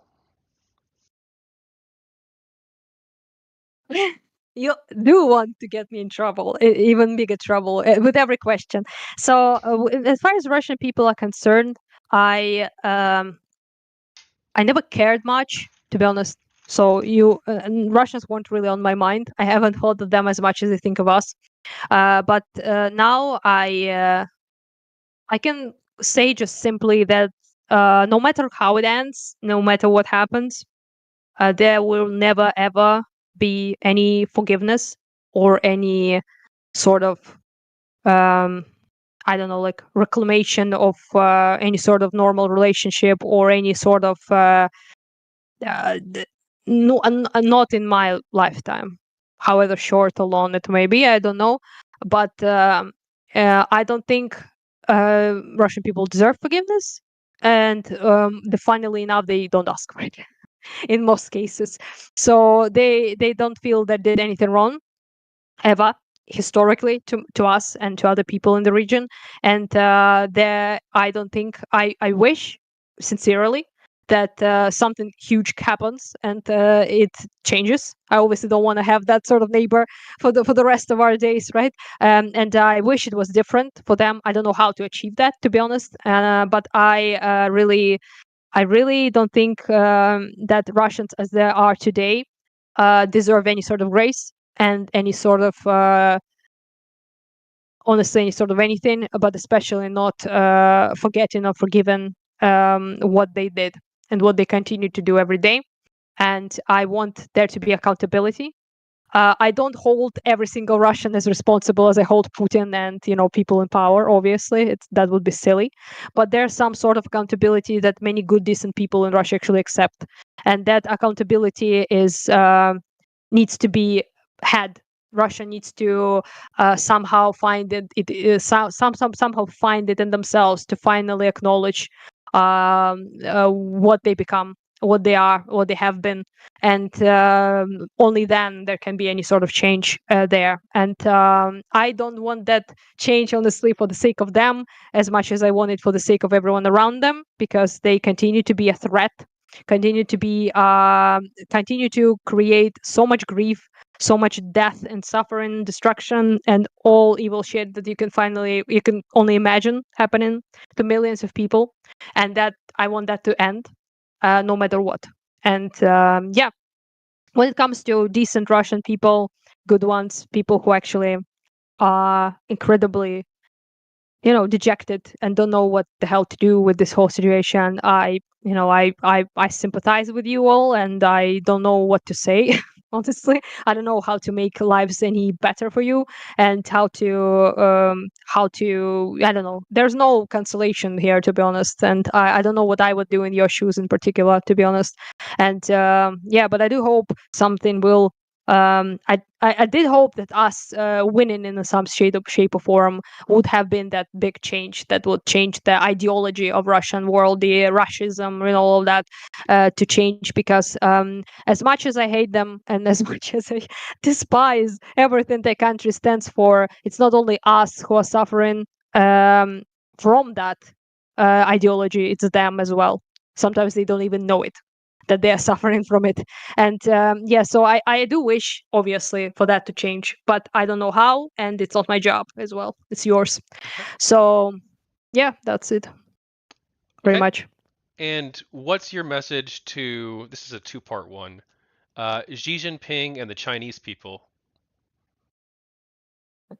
Oh my God, that's recently there have been actually finally an admittance in European Union on official level that China sends lethal weapons to Russia to assist in their war effort. Ukraine had been given those reports for months, obviously, and only now in nearly 25 years we know that Europe officially recognizes that China is assisting Russia in the war effort. So I think that China is about as bad as Russia. They just haven't been out and about yet as much. So they're not off the chain, so to speak, as Russia is. So if any future will be a thing where World War III happens, and I do think China will be that main agent that will make it so. So I don't know what kind of message I can send to Chinese people and what the fuck they even think about all of that. I have no idea, honestly, what the percentage there is of them supporting. I do know in Russia, right? But I really don't know about China, to be honest, in the sense that what actual people there think, what they feel, how they feel about the country and everything that is going on. But it is a country that everyone now thinks is a danger, and for a reason. So yeah, I really don't want to live in the Chinese world, and I don't want to live in the Russian world. So yeah, my message is fuck knows, honestly, what all you're thinking over there. But can you please stop creating wars and disasters? Thank you very much. All right, so Anna, sorry. What do you think of the No interview problem. project, and is there anything else you want to talk about? Yeah, there's always things to talk about, but we have been for a while, so I Yes. think it's about time we know you cut it. But yeah, but overall, I think it's a cool idea. I'm especially just genuinely thankful that people even want to talk about Ukraine. To be honest with you, there's so comparatively how much how to say this, how much invites, yeah, invites is the word, how much invites I used to have, like to speak with people would like interested in Ukrainian perspective. Now I get close to zero, which is fine. I'm very busy with my translation work for journalists, volunteer effort and things like that. But it shows, I guess you could say, the lack of interest in Ukrainian topic in general. And since Trump was elected, now many people, even our supporters, are basically burying us alive and talking about how we are done cooked and how it's the end of Ukraine. So all of that is pretty difficult to deal with. So I highly appreciate you and pretty much anyone who is still sort of like trying to bring attention to it, but also is not doing the, oh, they're doomed, fuck them, sort of attitude that had been an unpleasant surprise for me from even our supporters as well. So yeah, I thank you very much. I really appreciate that and your project, but also just in general, just talking with me, just giving me like space to speak as well. So yeah, that's pretty much it, I think. Yeah, absolutely. Thank you so much for coming on. And where can people find you and your work? So I am still on Twitter. I'm, I'm not escaping as many people are currently. It's Ukrainian Ana. Maybe you can post it somewhere, but it's basically In the my name description. here. And I'll link Yeah, to yeah, Blue yeah. Sky Thank too. you. Yeah, I just got Blue Sky like a day ago, I think, or something, because people have been saying that I should like abandon the Twitter ship, but I'm not. I don't have the luxury to do it as a Ukrainian. This is like my biggest platform, and I need to be there to post news and fundraisers and things like that. But yeah, but people really hope that the Blue Sky thing grows and they can say fuck you to Elon, I suppose. And so I decided to assist in that and also make a Blue Sky account there. So yeah, that's where you can find me in general, but also like my volunteer project and fundraisers and things of that sort. Yeah. All right. Well, thank you so much. Be sure to check her out. Links in the description. And have an amazing day or night, I guess, where you're at. Thank you. Yeah, no idea. Thank you very much again. And yeah, bye bye. Have a Bye. nice day, night, whatever it is.